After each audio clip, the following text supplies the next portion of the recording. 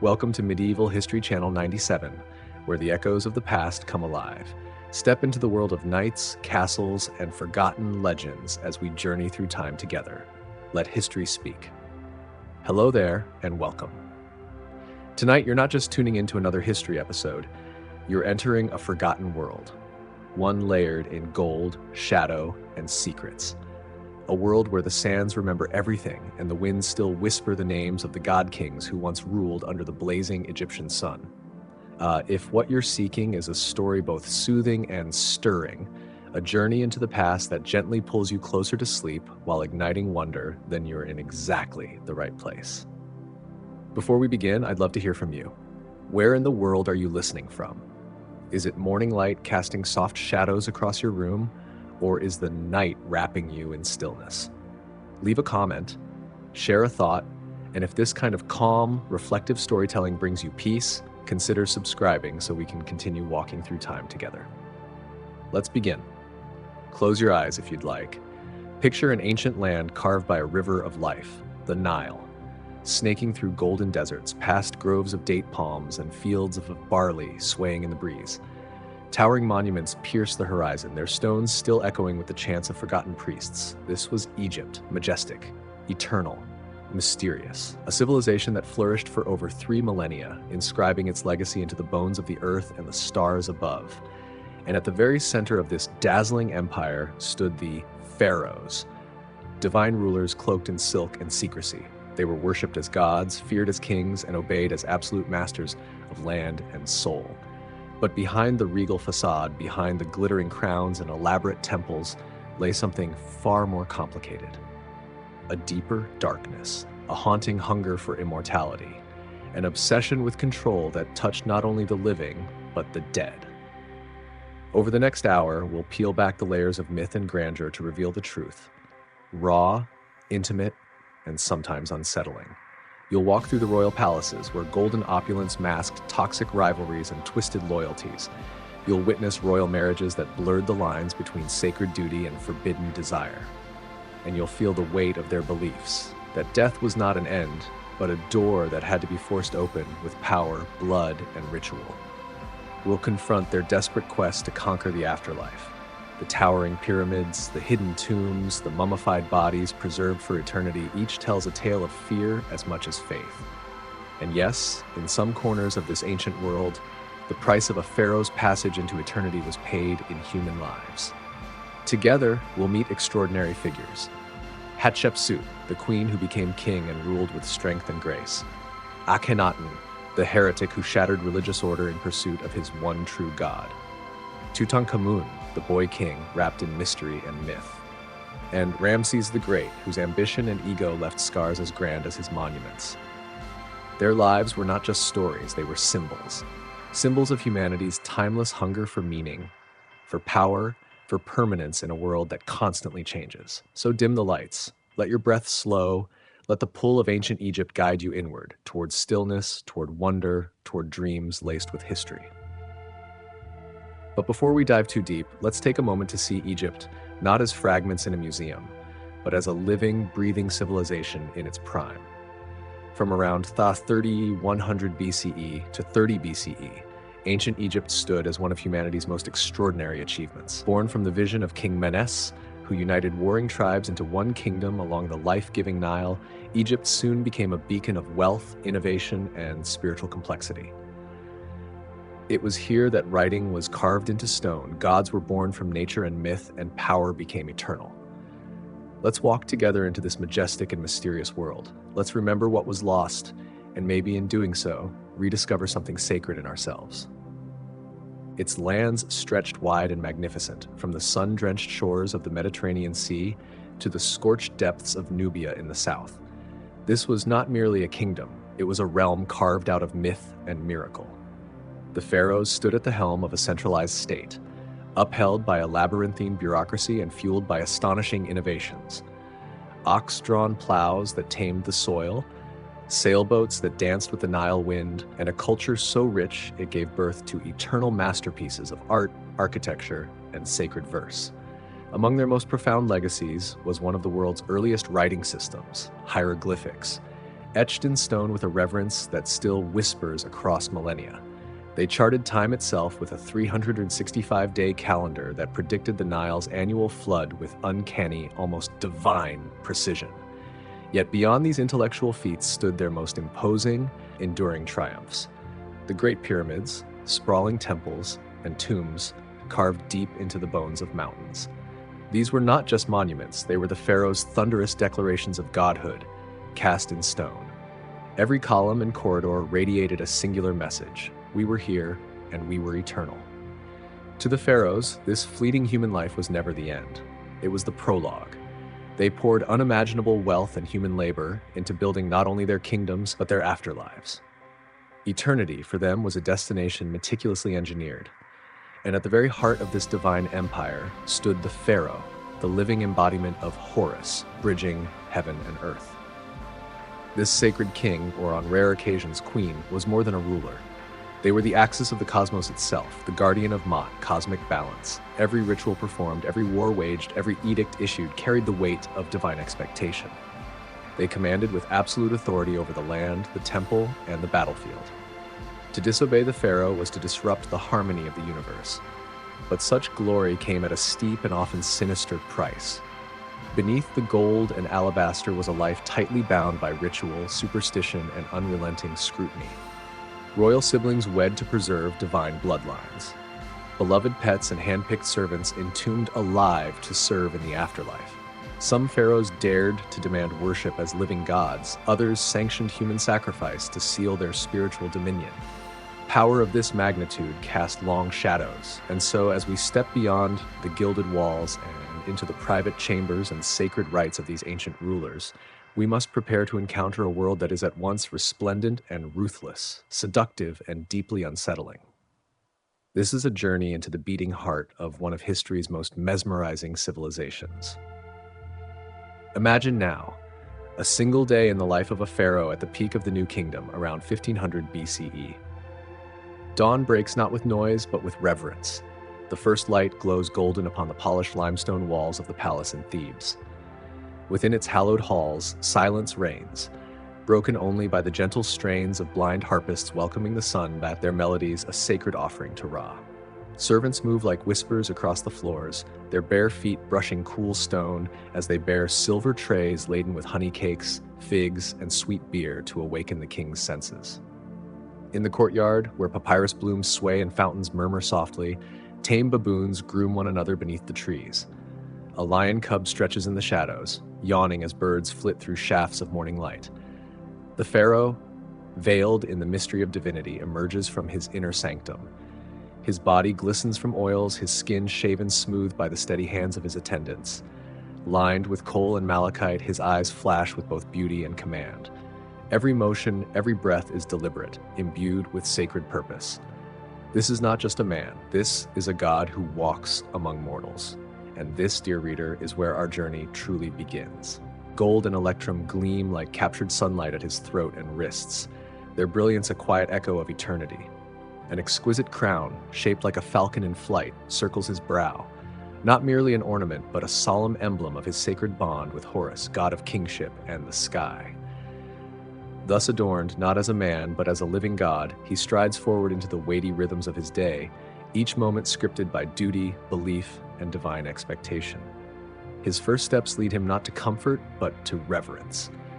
In the palace shrine, under vaulted ceilings heavy with incense and echoing chants, he bows before the painted eyes of gods who demand both awe and allegiance.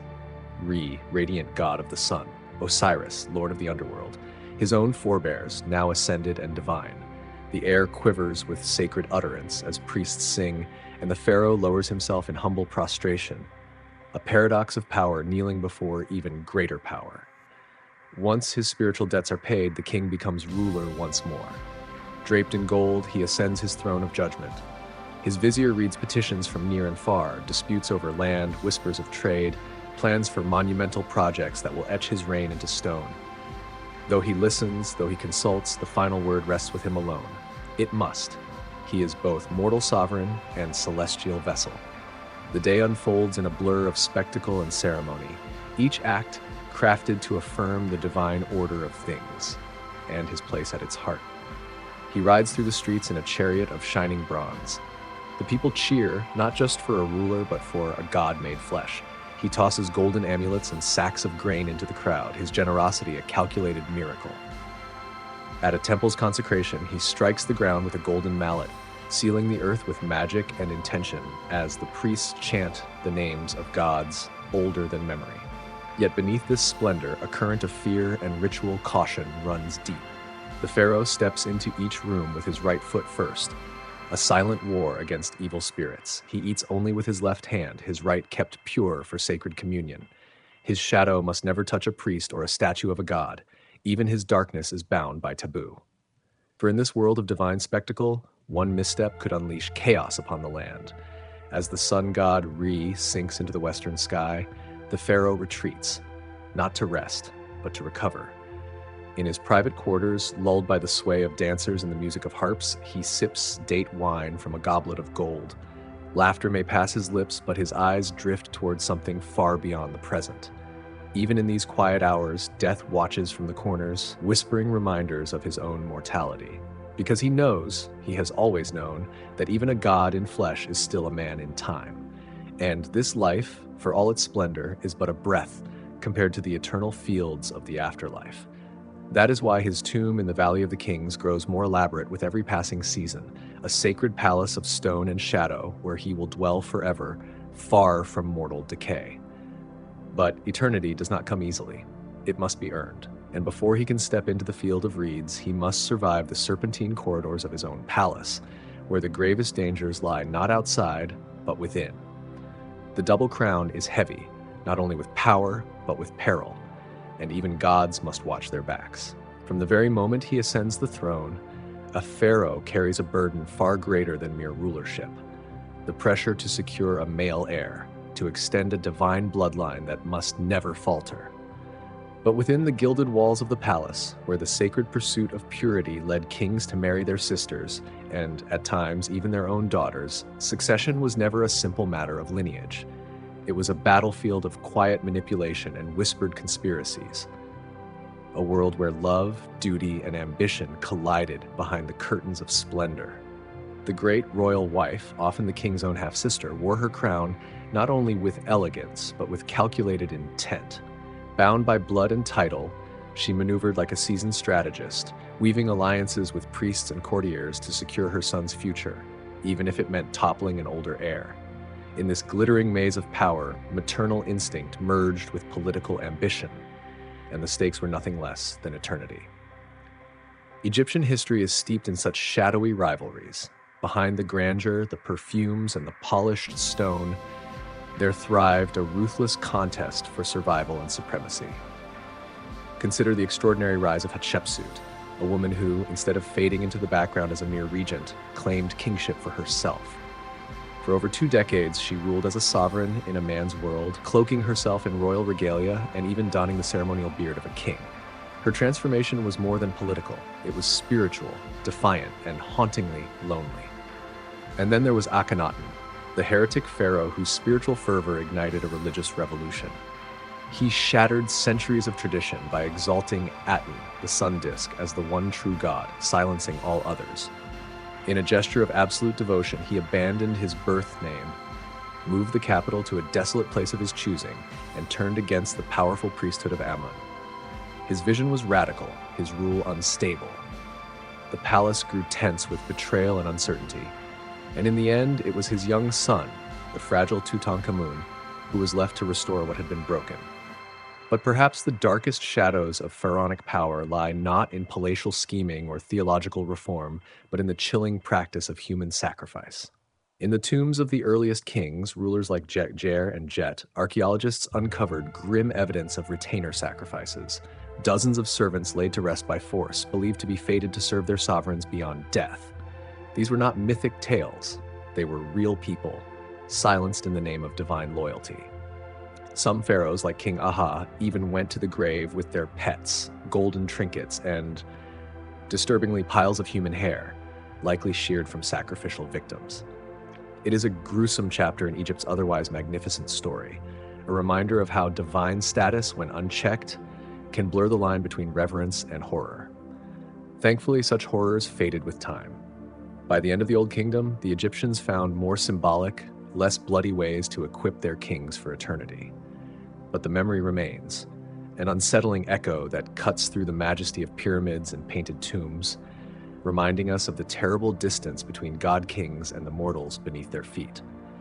Still, the pharaohs endured, shaping the land with ambition carved in stone. Some, like Ramses II, Ramses the Great, ruled during Egypt's golden age, his victories and passions immortalized on temple walls, his name echoing through millennia like thunder. Others, like Cleopatra VII, wielded their allure not just within Egypt but across the entire Mediterranean, playing with empires like chess pieces in a game of love and war. Their legends endure not just because of their power, but because of their humanity, the beauty and cruelty, the brilliance and the madness. And perhaps no story captures this blend of glory and mystery quite like that of Tutankhamun, the boy king who ruled briefly, died young, and lay forgotten for centuries until 1922, when his unplundered tomb was discovered in a blaze of gold and wonder. That moment, frozen in time, reawakened the world's fascination with ancient Egypt and turned a once-forgotten child ruler into an immortal symbol of the past. The dazzling treasures unearthed in Tutankhamun's tomb, from his breathtaking golden death mask to the intricately nested coffins and regal thrones, offered more than just a glimpse into royal splendor. They opened a portal to a long-lost world, allowing us to witness the grandeur, artistry, and almost divine reverence with which a young king was laid to rest. These objects, gleaming with gold and myth, transformed Tut into more than a boy king. They made him a symbol of eternal fascination, a beacon of ancient opulence that continues to enthrall us to this day. But behind the gold, science has begun peeling back the layers of legend. With CT scans and DNA analysis, we now see Tut not just as a gilded god, but as a fragile human being, a teenager beset by genetic disease, riddled with infection, and possibly crushed under the weight of expectations he never got the chance to fulfill. His story, once told in gold and glory, is now whispered in fractured bones and silent scars. He died not as an immortal, but as a vulnerable boy, only 19 years old. Meanwhile, ancient inscriptions and surviving papyri bring to light the perilous world he was born into, a world where palace walls hid rivalries as sharp as blades. Foreign concubines, ambitious viziers, and restless heirs danced a deadly ballet of ambition in the shadows of the throne. Power, it seems, was both divine gift and dangerous curse. And yet, even with all we've uncovered, the inbreeding, the intrigue, the mortality behind the myth, the pharaoh's legacy continues to shine with undiminished brilliance. For over 3 millennia, these rulers stood at the helm of one of the most awe-inspiring civilizations the world has ever known. Their legacy was not merely in their monuments, but in their mastery of architecture, astronomy, medicine, and myth. From the exacting geometry of the pyramids to the elegance of hieroglyphic poetry, they reached for something far beyond the mundane. Their art still stirs something deep within us, whether it's the serene, haunting beauty of Nefertiti's bust or the towering silence of the Memnon Colossi. These creations are more than relics. They are echoes of eternal longing, for greatness, for remembrance, for immortality. They ask us to look inward and upward, to ponder what it means to hold power, to inspire awe, and to chase eternity with mortal hands. So the next time you find yourself staring into the timeless eyes of the Sphinx or marveling at Tutankhamun's radiant mask, take a moment. Let the silence speak. Let the dust and gold remind you, these were not just kings, but humans, shaped by dreams, haunted by death, desperate to leave behind something that would outlast the sand and stars. Theirs is a story etched in extremes, towering triumphs and haunting tragedies, divine ambition and human frailty, shimmering wealth and unspeakable loss. It is the story of humanity's highest reaches and darkest corners, and it endures because it is, in the end, a mirror that reflects our own longing to be remembered, to mean something, to touch the eternal. And so with that, we come to the end of our journey through the sacred and the shadowed lives of Egypt's god-kings. I hope this exploration has stirred something within you, a deeper curiosity, a sense of awe, perhaps even a quiet reverence. And as you prepare to drift into sleep, may the echoes of ancient voices accompany you into dreams. If you enjoyed this video, please leave a comment below, and don't forget to like, share, and subscribe to our YouTube channel. And most of all, we send you warm, golden wishes for a peaceful and inspiring good night. As always, thank you, truly, for tuning in to Boring History and for choosing to spend a moment of your day delving into the shadowed corners and radiant highlights of our collective human past. If this immersive journey into the ancient world has stirred something within you, I invite you to subscribe, share your thoughts in the comments, and join the conversation. Let us know what you feel about the Pharaohs, their greatness, their ruthlessness, and the legacies they carved into both stone and memory. Until we meet again, may your dreams be steeped in the golden glow of the eternal sun disk. May you wander through the whispering reeds of paradise, and may the voices of long-dead kings and queens gently echo through your sleep like distant hymns from a forgotten temple. Good night. As we've explored, the lives of the pharaohs shimmered with a kind of magnificence that today feels more myth than reality.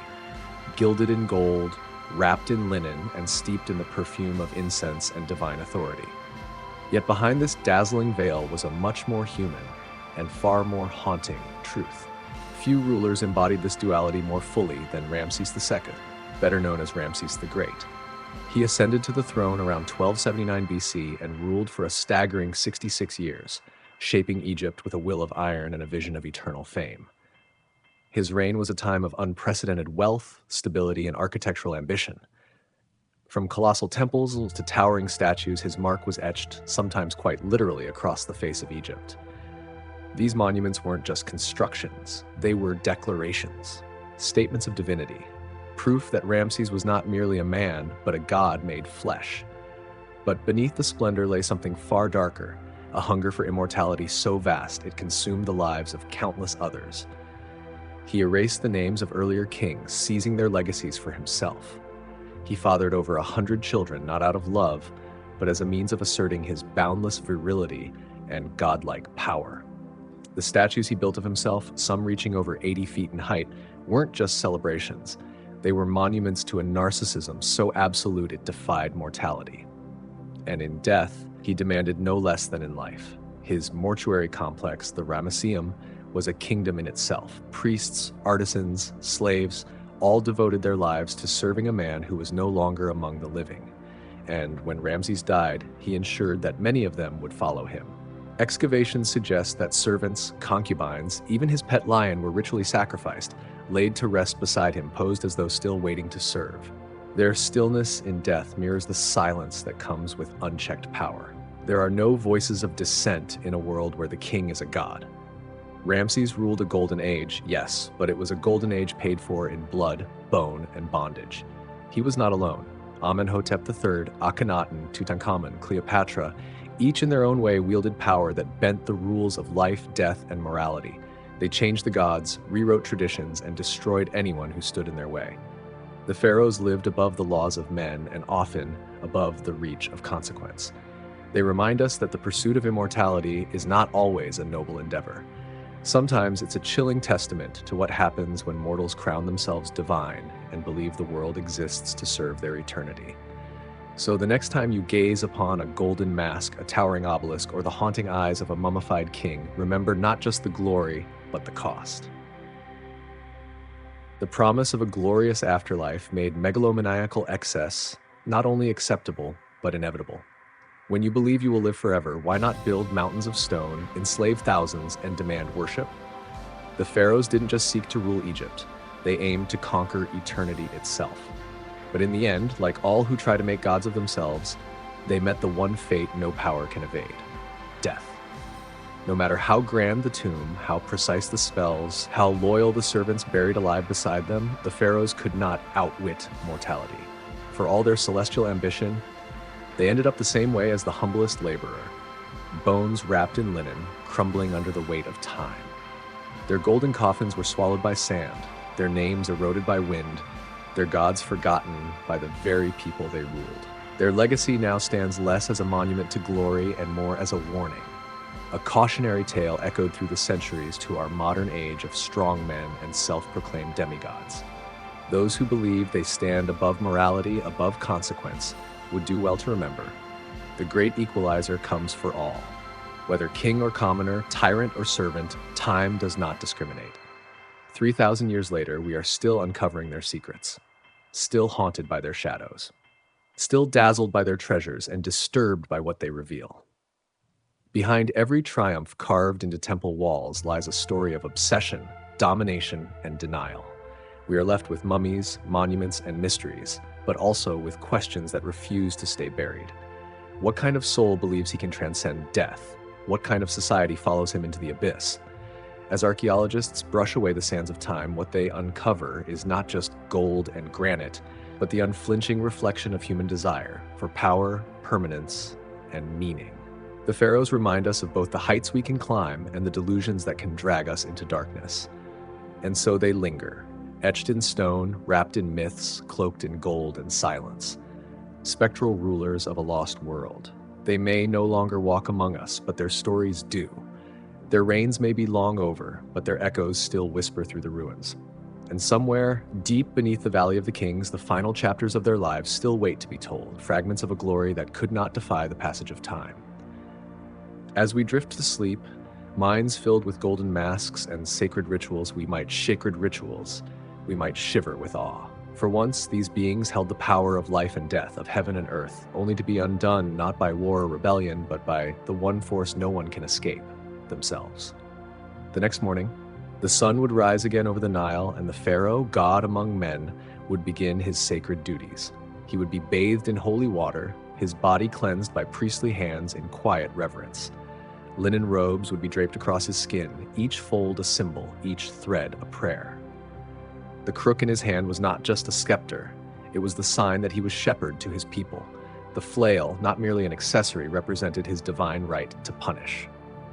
But nothing he did was ever simple or ordinary. Every gesture, every step, every breath was part of an eternal performance. A divine dance choreographed by Ma'at, the cosmic order, the very balance of the universe. To stray from that dance was to flirt with destruction, not just of oneself, but of the world. Such was the burden of being both man and God, and as he stepped from his palace, adorned in symbols of eternity, he walked not only into another day, but into history, myth, and legend. Often, the first task of the day was a solemn pilgrimage to the temple, an offering of devotion rather than duty.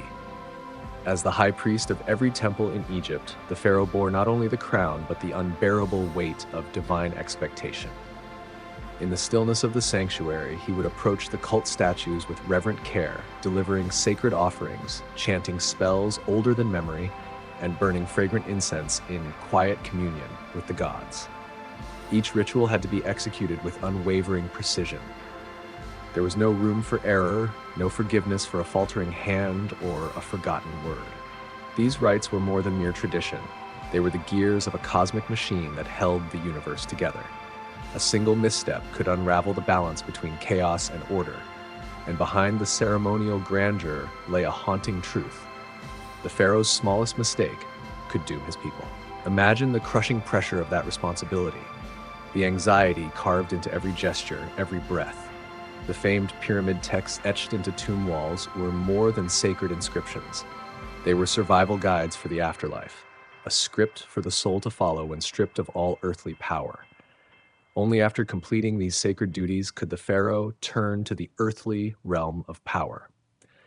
He would confer with his viziers, trusted counselors who served as his voice, his eyes, and his conscience across the kingdom. They brought news from the borders, whispers of diplomacy or rebellion from Nubia, Hatti, or Mesopotamia. He would listen to petitions from the people, judging not as a man but as a vessel of Ma'at, truth, balance, justice. But even justice can be warped when power knows no limits. With ultimate authority, the pharaoh stood beyond reproach. His will was law, and therein lay a dark temptation. What began as noble governance could descend into tyranny. History remembers those rulers who bled their people dry with taxes, who conscripted thousands into backbreaking labor to raise monuments not to gods, but to their own ego. And some pharaohs went further. Drunk on the illusion of immortality, they turned their paranoia inward. Ramesses IV, consumed by fear and ambition, ordered the deaths of his own mother and brother, sacrifices on the altar of his fragile throne. Power in its purest form can poison even blood ties. Yet amid the weight of divine and royal burdens, the pharaoh was still human, still allowed to breathe. In rare moments of reprieve, he might ride into the desert in his war chariot, arrows singing through the air as he hunted lions and gazelles. To his people, it was more than sport. It was a symbol of order triumphing over chaos. Each successful hunt reaffirmed his strength, his right to rule, his divine favor. And in quieter hours, he might play a game of senet beneath a shaded pavilion, exchanging banter with a trusted courtier. The game's checkered board became a mirror of the soul's passage through the underworld, each move a symbolic step toward eternity. In those moments between the hunt and the game, perhaps he remembered who he was beneath the crown, a man trying to hold together a world that asked him to be more than human. Here again, the boundaries between earthly habit and cosmic ritual dissolved into one seamless, sacred continuum. As Re's golden chariot sank beneath the horizon and dusk spilled across the land, the pharaoh withdrew to his chambers, not to rest as a mere man, but to enter another sacred realm. Sleep, for him, was never just sleep. It was transformation. In slumber, his soul essence was believed to entwine with the sun god himself, renewing his divine essence in a silent ritual of rebirth. These were not hours of peace, but of sacred vulnerability. In the hush of darkness, dreams became portals. Visions danced at the edge of comprehension. Some divine, others dark and troubling. The pharaoh, even in sleep, was not free from duty. His mind became a battleground of symbols and omens, where the gods whispered in riddles and demanded obedience. The dream books, mystical texts filled with cryptic meanings, bear witness to how seriously these nocturnal journeys were taken. In one haunting vision, preserved in the Chester Beatty Papyrus, Ramses II dreamt of Ptah, the great creator of Memphis, looming above him, sword in hand. The god rebuked him for delaying the completion of a sacred temple and struck him with divine fury. Ramses awoke shaken, compelled to act, burdened by a dream that was not merely a message, but a command. Even in the depths of unconsciousness, the pharaoh was never truly alone. His sleep was stalked by divine expectations and celestial consequence. Protective spells were etched into the very frame of his bed and headrest, a fragile armor against the lurking chaos of the night. He existed in a liminal space, balanced precariously between two worlds, never fully at rest, never fully awake. From the first golden rays of dawn to the deep silence of midnight, the pharaoh's life was a perpetual tightrope between the mundane and the divine. Each movement, each breath carried weight. Even the most ordinary task was laced with cosmic consequence. To live as pharaoh was to carry the unbearable gravity of symbolism in every waking and dreaming moment. That same divine aura, so revered, also gave license to absolute power, a power that could heal or destroy. By sustaining Mat, the sacred balance, the pharaoh kept the universe from falling into chaos. But that immense burden also tempted the darker recesses of human nature. The line between sacred devotion and ruthless domination was perilously thin. To be pharaoh was to play God while bound in human flesh. Some rose to the challenge with grace, wielding power with compassion, forever etched into history as wise and just. Others crumbled beneath the weight, giving in to vanity, cruelty, and unchecked will. Yet, no matter their path, noble or corrupted, all pharaohs inhabited a reality foreign to our modern hearts. They lived in a world where every choice could tip the fate of a nation, where dreams were as heavy as decrees, and where the divine was never far, even in the dead of night. The pharaoh's day may have shimmered with privilege, but beneath the surface of grandeur was a life threaded with quiet exhaustion and solemn duty. Though meals came rich and abundant, lavish feasts graced with honeyed figs, roasted meats, and the finest harvest from the palace gardens, each bite was not just nourishment, but ritual. Servants moved like shadows, fanning away flies, offering water in polished vessels, and ensuring every moment reflected the divine order of Ma'at. Recreation, too, was touched by ceremony. A hunting expedition wasn't merely for sport, it reaffirmed dominion over chaos. Games of senet, long and contemplative, echoed beliefs about fate and the afterlife. Even a seemingly simple barge ride down the Nile was a gilded procession, the pharaoh lounging beneath silk canopies flanked by courtiers and family, every ripple in the water a mirror to his image as both ruler and god. Yet, leisure never meant liberty. In the soft hours of evening, retreating to the harem might appear indulgent. But even there, responsibility loomed. Time with his great royal wife wasn't simply romantic, it was dynastic. Producing heirs wasn't just expected, it was sacred. The continuation of divine order rested on his shoulders. There was no escape from the constant gaze of his people, his gods, or his legacy. His life, no matter how adorned, was one of unrelenting pressure. A single misstep, failing to uphold a sacred right or letting moral discipline falter, could spell disaster not just for him, but for all of Egypt. He walked a tightrope strung across eternity, each decision weighted with cosmic consequence. And so at the end of each day, as he was carried on a gilded palanquin to his royal bedchamber, exhaustion clung to him like a second skin. In those fleeting moments before sleep claimed him, there was a rare silence, one not of power, but of release. For a few hours, beneath the velvet darkness and whispering stillness, he was no longer divine. Just a man, breathing, dreaming, vulnerable. Come dawn, the illusion would return. The sun would rise, and with it, the God King. Royal relationships and rivalries. Behind the palace walls, beneath the golden veneer of harmony, the royal court simmered with tension. Power was a living, breathing thing, jealous, shifting, and never truly secure. At the heart of it all stood the pharaoh, both sun and shadow to those who orbited him. He was the unshakable center, yet surrounded by shifting alliances, secret resentments, and burning ambition. The court was no sanctuary, it was a crucible. The great royal wife, cloaked in grace and influence, stood not only as queen, but as co-sovereign in the balancing act of politics and faith. Around her moved a constellation of royal women, sisters, daughters, concubines, each with their own ambitions, loyalties, and power to shape destiny. Within the harem's silken chambers, whispered promises and quiet betrayals bloomed like forbidden flowers. Marriages, sometimes between siblings, were forged to concentrate power, not affection. Jealousies could fester into plots, love could be dangerous, and a single favor or forgotten slight could tilt the scale of an empire. For all its splendor, the royal household was not a dream. It was a theater of survival, where the stakes were thrones and the price of failure could be fatal. Power in ancient Egypt did not always wear the face of a man. Many queens wielded influence not just behind the throne, but upon it, commanding respect, fear, and sometimes even devotion. Two names in particular rise from the sands of time, still shimmering with legend: Nefertiti and Hatshepsut. Nefertiti, renowned for her beauty and immortalized in limestone, was far more than the beloved wife of the eccentric pharaoh Akhenaten. During the height of Egypt's most radical religious revolution, she may have stood not as consort, but as co-ruler, an equal in power and vision. Together, they dismantled centuries of polytheistic worship in favor of the sun god Aten, sending shockwaves through priesthood and palace alike. And then, she vanished. No grand burial, no farewell decree, just silence. Yet scattered fragments hint at a second life under a new name, the mysterious pharaoh Smenkhkare. Was she Egypt's lost queen turned king, hiding in plain sight under a new mask of power?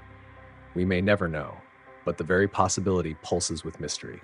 Then there was Hatshepsut, a name that should have been forgotten yet refused to die.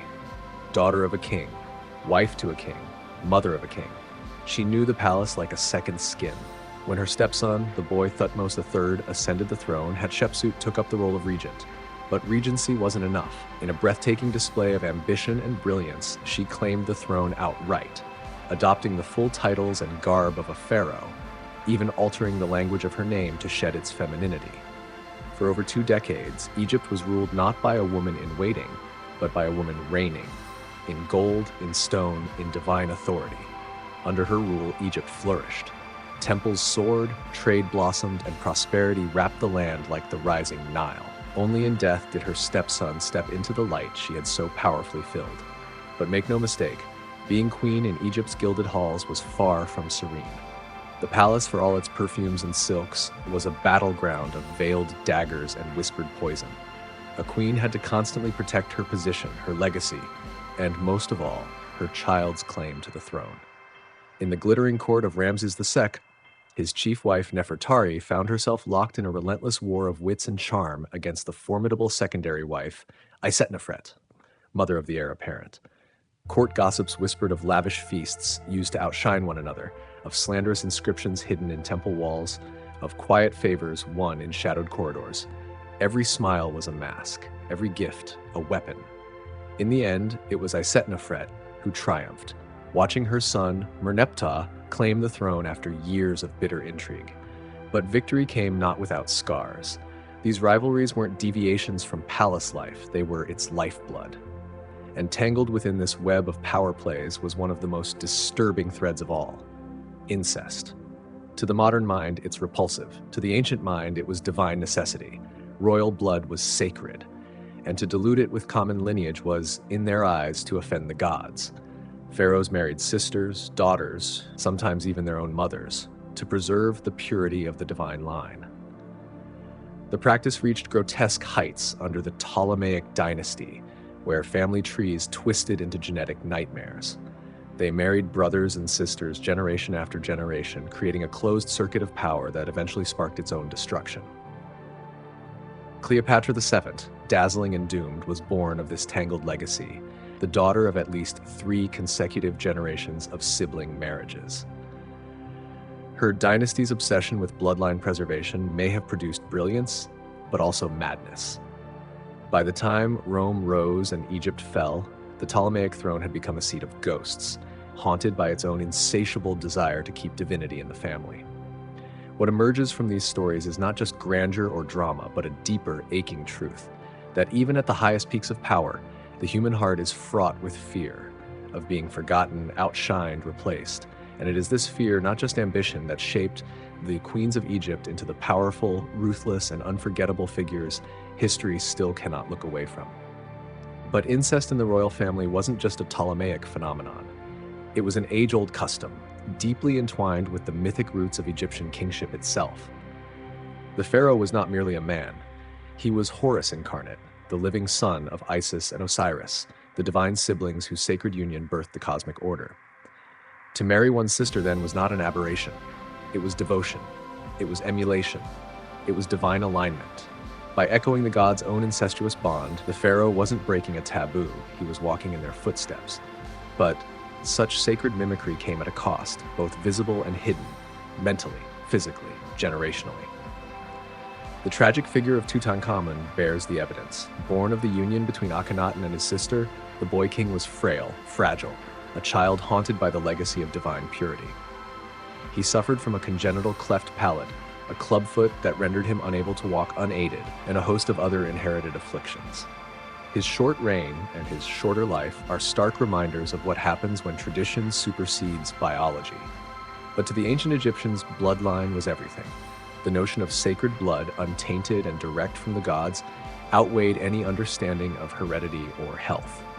In their eyes, incest was not a risk. It was reverence. And within the palace walls, the battles were not only spiritual or ideological, they were deeply personal. If rivalries among royal wives were bitter, the struggle among heirs was often bloody. Unlike other monarchies that enforced strict primogeniture, Egyptian succession was a murky dance of influence, favoritism, and brute force. Any son, or even daughter, could claim the throne. And many tried. Ambition was a blade, and the court was a battlefield. Amenemhat, founder of the 12th dynasty, knew this better than most. Once an advisor to the reigning pharaoh, he seized power through cunning and force, establishing a new dynasty. But his ascent came with a price. He lived in constant fear, surrounded by plots and whispers. Even his own harem turned against him. One night, assassins crept into his chamber, blades glinting in the shadows. He survived only because his bodyguards, caught half-dressed, fought back with desperate valor. The attack left him shaken to his core. In an unprecedented move, Amenemhat crowned his son Senusret as co-regent while still alive, hoping to secure the line and calm the tides of treachery. Experience had hardened him. His treatise to his son, a cold, cautionary manual for kingship, offered no illusions. Trust no one. Plotters hide behind smiles. Danger lives in the hearts of your closest men. The warning would echo through time. Nowhere was the deadly nature of royal rivalry more chilling than in the twilight of Ramses III's reign, the last great pharaoh of the New Kingdom. Once a mighty ruler, Ramses had grown old and vulnerable, ruling over a harem of hundreds. But behind the silks and incense, the court had become a cauldron of jealousy, ambition, and betrayal. One of his wives, Tae, schemed not just to elevate her son Pentawere, but to remove Ramses altogether. The plan was bold, ruthless, an outright coup. The conspirators came shockingly close to succeeding, launching a violent confrontation within the royal palace itself. Though the plot was ultimately thwarted, the damage was done. The veil had been lifted, even a living god could bleed, and even the divine throne of Egypt could become a stage for shadows, daggers, and death. In the end, it was not the glory of battle or the sands of time that claimed Ramses, but a blade to the throat slipped through palace shadows by an assassin who found his way into the royal harem. Betrayal wore perfume and silk. The great king lingered just long enough to name his heir and bring the conspiracy to heel. There would be no mercy. The ringleaders were condemned to die by their own hands, and Pentawere, hapless, ambitious, or merely a pawn, was brutally executed and denied even the dignity of burial. His name, like his body, was cast into oblivion. But in Egypt, even death did not silence ambition. Rivalries did not rot in their graves. They echoed on like whispers through tomb corridors. The court of the pharaoh, for all its splendor, was a nest of sharpened smiles and hidden daggers. Trust was a fragile illusion. Loyalty, a commodity too costly for most. Brothers, wives, sons, no one was above suspicion. The pharaoh ruled not only a kingdom, but a battlefield of secrets and shifting alliances. And each step he took was shadowed by the knowledge that betrayal could be waiting just beyond the next curtain. Heavy indeed was the head that bore the double crown. For he was not just a king, but a god incarnate, the living Horus, son of Ra, divine steward of heaven and earth. He carried the weight of the cosmos on mortal shoulders, cloaked in gold and burdened by prophecy. To rule was to dance between the sacred and the savage, and nothing illustrated that sacred savagery more than the chilling practice of retainer sacrifice. In this ancient belief, death was not an end, but a migration, and the king would need his court with him in the afterlife. Servants, animals, and companions who had once served him in life would accompany him into eternity, continuing their duties in the next world. To be chosen for this fate was, in their world, an honor. In ours, it is almost unfathomable. Archaeological whispers from the first dynasty tell the tale. At Abydos, the earth yields silent rows of bones, the remains of men and women laid beside their king. The tomb of King Jer speaks most clearly. Excavations have revealed 318 subsidiary burials, meticulously ordered like offerings of devotion or obedience. These lives, extinguished at the moment of royal death, now lie as eternal echoes in the dust. And it did not stop with human hands and hearts. The kings of Egypt were also buried with their beloved creatures: dogs for the hunt, cats for comfort, gazelles and monkeys for companionship. But sometimes the scale becomes staggering. 10 donkeys lie in King Horohar's tomb, beasts who bore his final treasures. 10 dogs were interred with King Nama. And in a final haunting tribute to the god Thoth, Pharaoh Wajeh was laid to rest alongside 12 sacred baboons, their silent faces turned to eternity. It is here, in these rituals both magnificent and macabre, that we glimpse the dual soul of ancient Egypt, a civilization reaching for the heavens, yet anchored in blood and bone, a place where divinity demanded devotion and death. From the shadows of ancient tombs and the depths of long-forgotten catacombs comes one of the most haunting discoveries of all: human hair, piles and piles of it. Perhaps the most bizarre of all burial offerings, these strands, once part of living beings, were found beneath the temple of Anubis at Saqqara, nestled among 30 million animal mummies. In total, archaeologists unearthed a staggering 80 tons of human hair, some believed to have been shorn from servants, offered not as a mere token, but as a desperate plea to the jackal-headed god of embalming. It was a sacrifice of identity, of self, given to ensure the pharaoh's safe passage into eternity. As unbelievable as these numbers are, they speak to something deeper. A reverence, yes, but also a terror. A belief so absolute in the pharaoh's divine journey that the comfort of one could outweigh the lives of many. Still, it is important to remember that human sacrifice, though horrifying, was not a consistent feature throughout Egypt's long and layered history. It appears to have been a grim relic of the early dynastic period, eventually replaced by more symbolic practices as Egyptian spirituality evolved. By the time of the New Kingdom, the blood rites had faded. In their place stood the Shabti figurines, tiny, carved servants designed to awaken and work in the afterlife on behalf of their master. Inanimate though they were, They symbolized a shift, from real bodies to representations, from brutality to belief. And yet, the early tombs remain. Those grim galleries of neatly arranged subsidiary burials whisper of a time when divine kingship was absolute, and mortal lives were expendable in its service. In those still, silent corridors, the message is unmistakable. Even in death, the Pharaoh ruled. His comfort in the next world was a divine mandate, one that could demand the ultimate price from those left behind. The chilling clarity of this mindset is echoed in a single inscription from the tomb of Veni the Elder, a courtier of the 6th dynasty. With pride, he recounts his role in the pharaoh's burial preparations. His Majesty sent me to Aet to bring the sarcophagus with its lid and the costly august pyramidion, for the pyramid called Menura shines and is beautiful of the queen. I did it all in the completeness and exactness which His Majesty loves. Behind those words lies a quiet but immense weight, the understanding that perfection in death was more than a duty, it was sacred law. And yet, not all pharaohs followed the old ways. Akhenaten, ever the radical, left a very different mark. Known for his revolutionary devotion to the sun disk Aten, he tore down centuries of religious orthodoxy and built a new world in his own vision. In the city of Akhenaten, far from the centers of traditional power, he created a royal tomb absent of subsidiary graves. There were no victims buried alive in his honor, no retainer sacrifices lining the walls. His religious upheaval extended into the realm of death as well, suggesting that, at least for a time, the divine could be served without blood. But the winds of reform are often short-lived. After Akhenaten's death, his son Tutankhamun, and those who followed quietly reversed the revolution. The old gods returned, the temples reopened, and though the darkest rites may have faded into legend, the foundations of divine kingship and sacred legacy endured. In the end, the story of these burials, hair, shabtis, sarcophagi, and sacrifices, is not just about how the dead were honored. It is about how power was wielded, how belief was embodied, and how far a civilization would go to ensure that its god-kings would never walk the afterlife alone.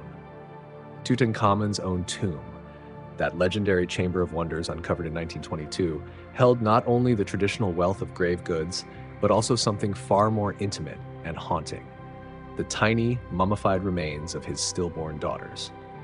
Though they were not sacrificed in the ritualistic fashion of earlier dynasties, their presence beside their father speaks volumes. They accompanied him into the afterlife not as offerings, but as echoes of lost possibility, as silent witnesses to both his divine lineage and deeply human sorrow. Even as the practice of human sacrifice faded, the obsession with eternal life endured, burning just as brightly within the hearts of the god-kings. And with it, the rituals of preservation became ever more elaborate. Pharaohs like Seti the Firm and Ramses the Great were laid to rest in hidden multi-chambered tombs, their eternal homes bursting with treasures meant to comfort and sustain them for all eternity. Gold, perfumes, chariots, intricate statuary, all were carefully placed, not as mere decoration, but as tools for the next world. The ghostly attendants who once walked beside them in flesh were now rendered in stone and wood, ushabtis imbued with prayers, meant to serve their master forever. But perhaps the pharaoh's most enduring creation was not a temple or a tomb. It was an idea, the belief in their own divinity, their right to transcend time and mortality. Long after their burial chambers were plundered, their bones scattered by tomb robbers and time, their names still live on. Khufu, Nefertiti, Hatshepsut, Tutankhamun, whispered in museum halls, printed in history books, etched in memory. Their legacy has taken on a new kind of immortality. They built for eternity, and in a way they achieved it, though perhaps not in the form they imagined.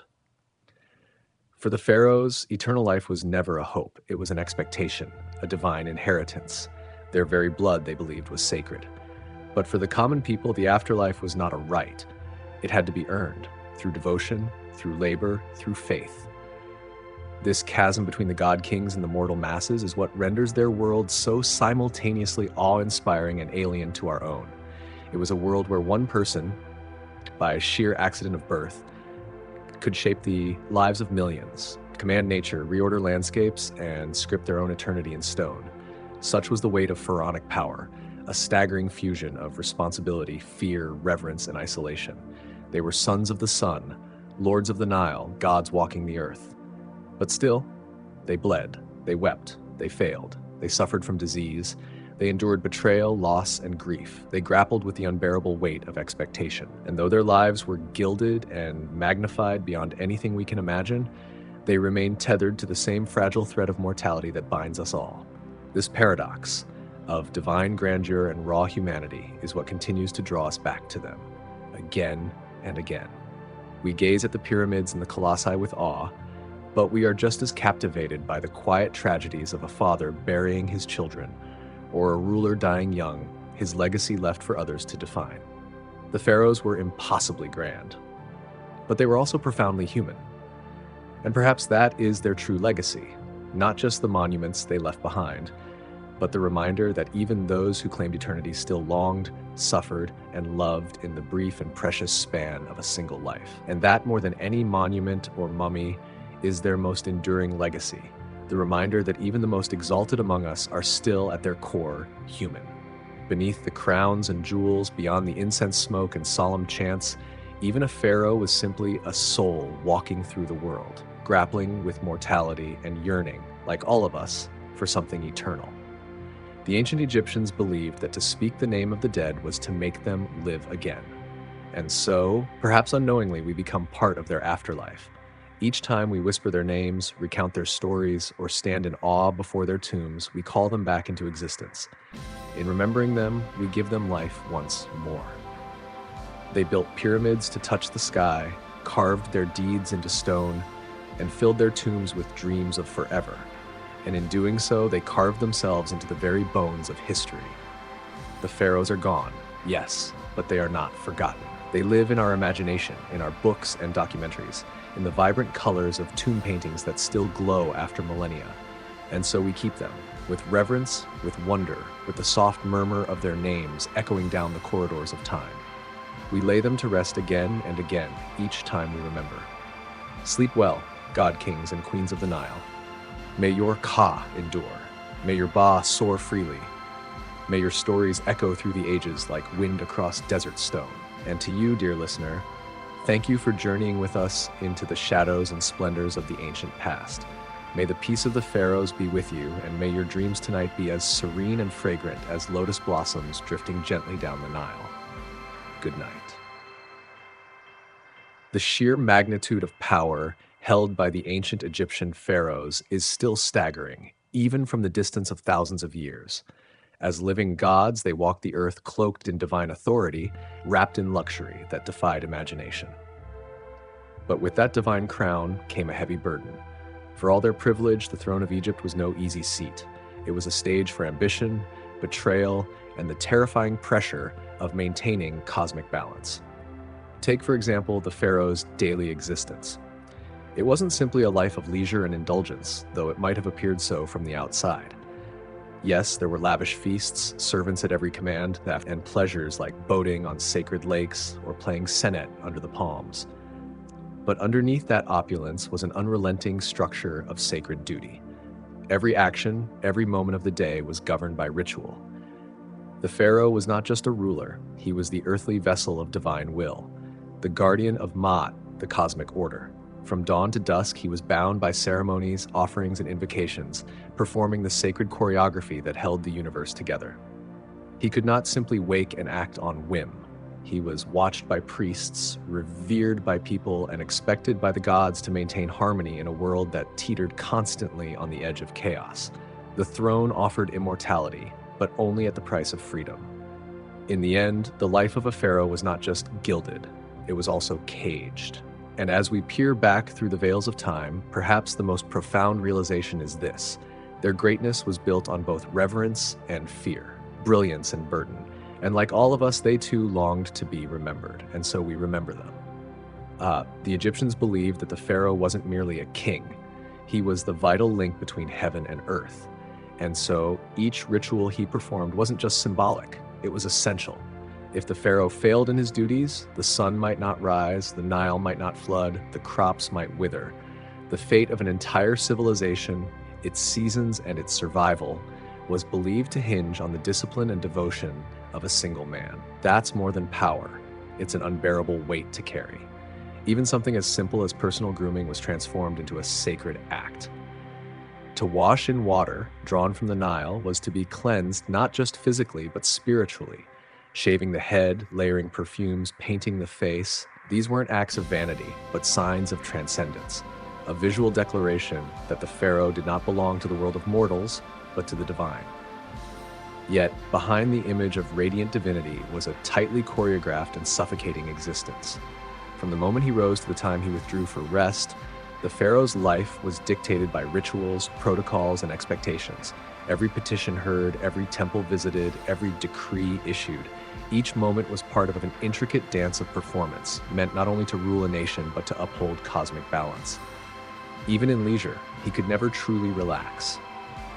He had to remain larger than life, a flawless embodiment of divine perfection. The psychological toll must have been immense. When you're told from birth that you're a god, that your every move sustains the universe, how could you not begin to believe it? And what happens when belief curdles into obsession? Some pharaohs, intoxicated by their own myth, lost themselves completely. Their thirst for immortality bled into ambition without limits. It wasn't enough to rule Egypt. They wanted to defy time itself. Nowhere is this clearer than in their building projects, monuments not only to gods, but to ego. While others built temples, some pharaohs demanded legacies carved into stone so vast, so enduring, that the world would have no choice but to remember them. The Great Pyramid of Giza stands as the ultimate expression of this ambition. Commissioned by Khufu around 2550 BC, it wasn't just a tomb, it was a declaration. At over 480 feet tall, with more than 2 million limestone blocks, it remained the tallest human-made structure on Earth for nearly 4 millennia. That's not just architecture, it's an empire's devotion crystallized in stone. But the awe it inspires comes with a darker shadow. The labor required was staggering. Stones weighing over 2 tons were transported across desert sands, hoisted with primitive tools and relentless human effort. Thousands toiled under the blistering sun, year after year, decade after decade, not for their own homes, not for their families, but for the eternal glory of one man. It's breathtaking. It's horrifying. It's a testament not just to the heights of human achievement, but also to the cost of belief, of power unchecked, of a society willing to sacrifice so much for the afterlife of a single ruler. And yet, centuries later, the pyramid still stands, majestic, silent, a monument to ambition so great it sought to defy death itself. They may not have been slaves, as popular lore so often romanticizes, but the laborers who toiled under the Egyptian sun paid a brutal price for their role in history.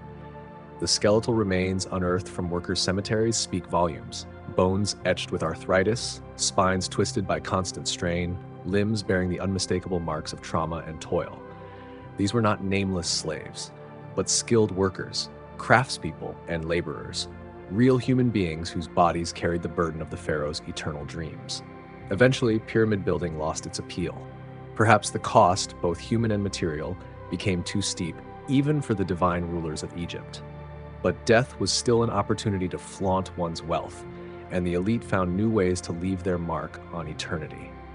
Consider King Tutankhamun, the boy king whose reign was brief, but whose afterlife was staged with unimaginable grandeur.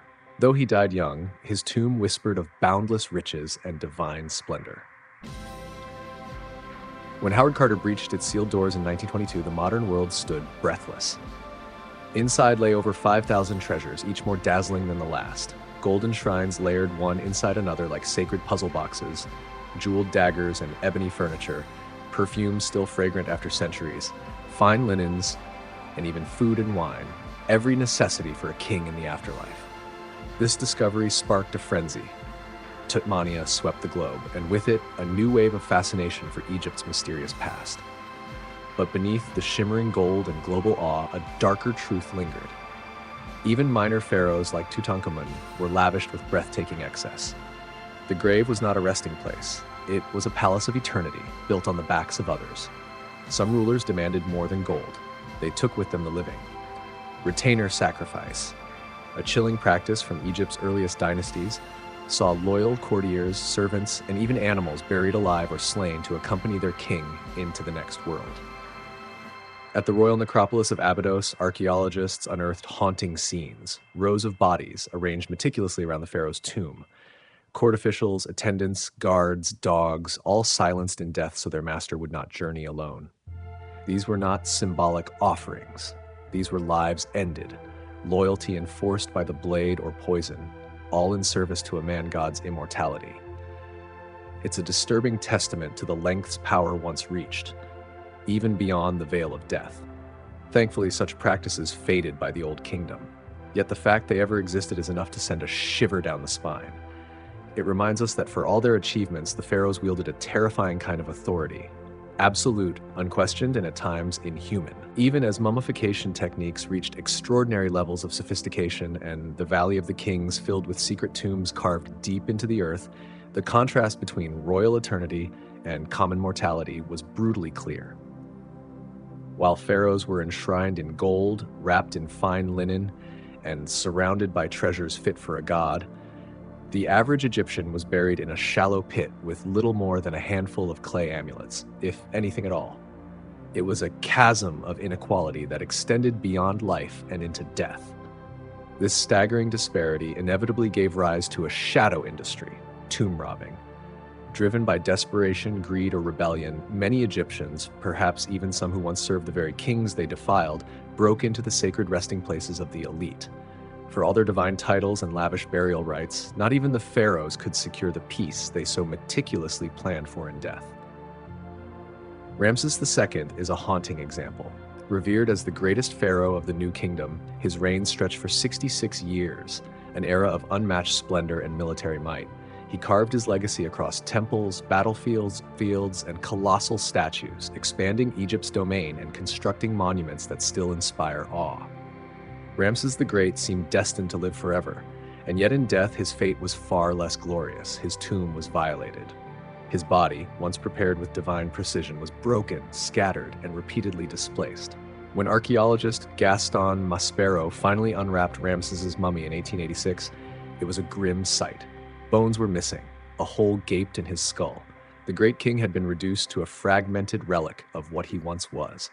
Still, even ravaged by time and theft, Ramses retained a strange majesty. His long, aquiline nose and firm jaw gave his remains an eerie dignity. Today, his mummy rests in the National Museum of Egyptian Civilization in Cairo, a far cry from the golden tombs of Thebes, yet still a powerful emblem of endurance. And maybe that's the true legacy of the pharaohs, not eternal rest, but eternal intrigue. There is something both magnificent and disturbing in their stories, a blend of divine ambition and human frailty. They ruled with unparalleled authority, but were never immune to decay, betrayal, or the chaos they so desperately sought to hold at bay. In their rise and fall, we see ourselves, the grandeur, the blindness, the brilliance, the fear. Their lives are mirrors, reflecting the extremes of what it means to be human when one holds the power of a god but carries the heart of a man. We're drawn to them because they lived out our deepest paradoxes, the longing for immortality, the seduction of power, and the quiet truth that no amount of gold can shield us from time. The pharaohs may have ruled as gods on earth, but behind the shimmering facade of power lay the quiet ache of captivity. They were not free. They were bound, ensnared in a system that demanded more than just leadership. It demanded ceaseless strength, unshakable piety, and a dazzling display of wealth and ritual at every turn. And so perhaps we can allow ourselves a moment of sympathy for these divine rulers, trapped in golden cages, carrying not just the weight of a crown, but the collective hopes, fears, and expectations of an entire civilization. It's a far cry from the opulent fantasy we often conjure when we hear the word pharaoh. Not a life of ease, but one of immense pressure, ritualistic, lonely, and deeply human in its toll. And yet, this tension, this paradox, is what gives ancient Egypt its lasting power. It is a world that refuses to sit neatly in our imaginations. It is both radiant and dark, wise and brutal, familiar and utterly alien. And at the center of it all stood the pharaohs, flawed, fascinating, larger-than-life avatars of this world gone by. Though centuries have passed, their stories still stir something in us. Their secrets whisper from beneath the sands. Their monuments pierce the sky in defiance of time itself. We may never fully uncover the truth of who they were or what they believed. But that hasn't stopped us from trying. We search endlessly for fragments of papyrus, for the curve of a hieroglyph, for the preserved heartbeat of a world long vanished. because in that search, we are not just learning about them, we are learning about ourselves. Their greatest legacy, then, may not be the pyramids nor the tombs glittering with gold. It may be this: the wonder, the hunger to understand, the insatiable curiosity they awaken in every soul who dares to look back. In that mirror of fascination, we glimpse more than just the past. We see our own questions reflected back at us. What is power? What is mortality? What endures after we are gone? Why are we so captivated by those who once ruled as gods? And what does that reveal about the divine longings that stir within our own hearts? These questions offer no easy answers, but they are worthy companions on the journey. And the Pharaohs, forever dancing between myth and memory, beckon us still, urging us to follow them deeper into the desert of time, where the lines between their world and ours begin to blur. So the story of the Pharaohs endures, not merely as history, but as haunting poetry, a saga of triumph and torment, of majesty and mortality, of the eternal dance between light and shadow that binds us all. And it will be told again and again, as long as we are willing to gaze into the past, searching for the faces of those who once walked the earth as gods. The pharaoh would begin his morning ablutions in an ornate limestone washroom where a small army of servants waited to assist their living god. Before the weight of the crown and the burdens of rule, the day of a pharaoh began in sacred stillness. First, he was touched by ritual. Attendants, silent, reverent, would approach with towels of fine linen, their hands precise and practiced. They led him to a gleaming copper basin, water shimmering within, lotus blossoms floating gently across the surface like ancient prayers. As the king stepped in, the water welcomed him, and his servants began to cleanse him, not just of dust, but of the mortal realm he ruled. They used natron, a sacred mineral salt, known not only for its cleansing power, but for its spiritual purity. With slow, circular motions, they washed his feet and hands, each movement a meditation. The air filled with the quiet splash of water, the scent of mineral and flower mingling in the still morning. Once bathed, he was dried with care, and the ritual of anointing began. A servant appeared, holding a tray of precious oils, myrrh, frankincense, cinnamon, each drop a gift of the gods, each scent a barrier against darkness. The oils were massaged into his skin, turning him into something more than man, a vessel of divinity, his flesh now gleaming with sacred purpose. These were not mere perfumes, they were protection, power, presence. Next came the eyes, lined delicately with black coal, drawn like sacred geometry. Not for vanity, but for vision. The black pigment was both shield and spell. It protected the king's eyes from the sun god Ra's blinding light and from disease, but also enhanced his gaze, the gaze of a god made flesh. Then, piece by piece, the regalia. Each item carried the weight of history and the fire of the gods. The double crown, white for Upper Egypt, red for Lower, was gently placed upon his head, a gleaming symbol of unity and divine right. A servant, hands trembling slightly, lifted the lapis lazuli and gold headdress, the very image of majesty, arranging it with reverence. Then came the crook and flail, crossed over his chest like a sacred X. The crook was not just a symbol of leadership, it declared him the shepherd of the people, tasked with their care and guidance. The flail told another story, the authority to punish, to defend, to maintain cosmic order through strength. Together, they declared a balance of mercy and might. When the transformation was complete, the pharaoh emerged, a god walking among mortals. Alone was enough to silence voices and still hearts. He glowed, he radiated, he commanded, and yet this was only the beginning. His first duty was not to his court, but to the gods. Worship came before governance, for his authority came from the heavens. At the temple, the day began in solemn grandeur. Smoke rose from burning incense, curling toward the vaulted ceilings like whispered prayers. Within the inner sanctum, the holiest place in all of Egypt, stood the statue of the chief deity, hidden from all but the pharaoh and his highest priests. This was no mere ritual. It was an intimate exchange between God and God-King. The pharaoh would kneel, lowering himself before the divine image. He recited ancient prayers with a voice steady and solemn. He offered the best the land had to give, bread and wine, linen and gold, precious oils and ripe fruits. Not just symbols, but sacrifices of gratitude, devotion, and duty. And in return, he believed the god would breathe strength into his soul, favor into his kingdom, and justice into his reign. Only then, only after honoring the divine, could he turn to the endless responsibilities of ruling an empire. The meetings, the decrees, the judgments. But the sacred morning, rich in symbolism and silence, reminded him who he truly was, not merely a man, not merely a king, but the living bridge between earth and the eternal. This sacred transaction between the king and the gods was the bedrock of Egyptian cosmic order. But behind the divine pageantry lay an unspoken truth. The pharaoh's position, though exalted, was never guaranteed. Every ritual, every offering, every whispered prayer was more than devotion. It was a reinforcement of his fragile hold on power. His people believed that his piety upheld the very rhythms of the universe, the rising sun, the flooding Nile, the fertility of their fields. Should he falter, even nature itself might rebel. It was a weight no mortal shoulders easily. With his mourning rites complete and the gods appeased, the pharaoh turned to the mortal business of kingship. Though his role was sacred, he was still a ruler of flesh and blood, responsible for steering the immense machinery of the state.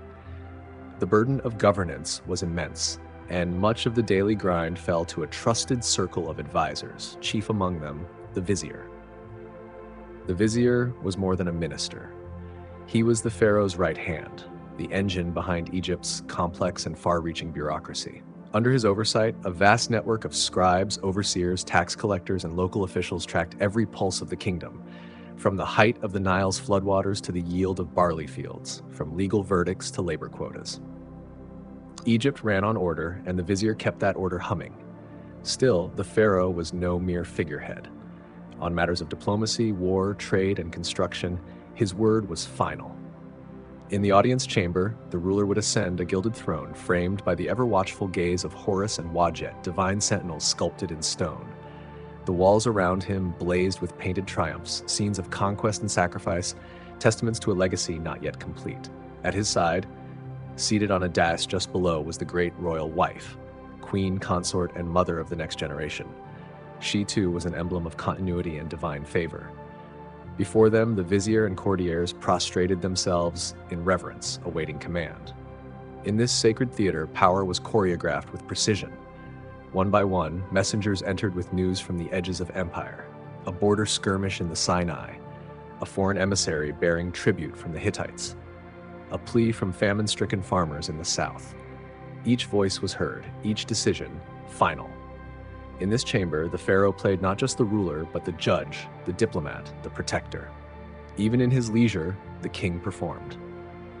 A royal hunt in the desert was no simple sport. It was spectacle. A furious charge across the sands, a chariot careening forward, arrows loosed at lions and antelope. Here the pharaoh demonstrated his dominion over chaos and wildness, a living emblem of might and divine authority. Then came the festivals. Few were more jubilant than the Opet festival, a celebration of divine renewal.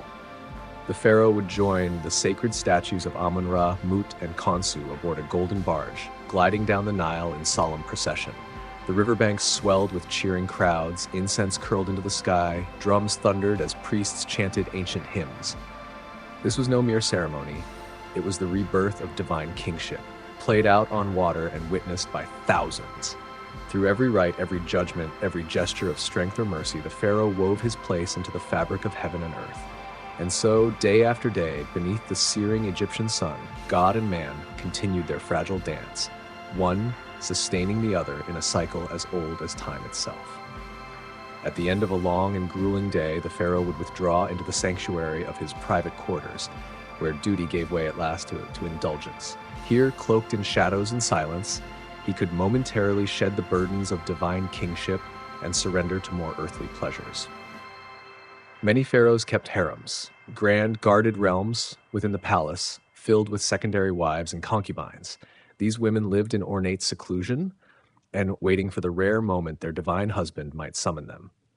For all their silk and luxury, theirs was a life bound by expectation and strategy.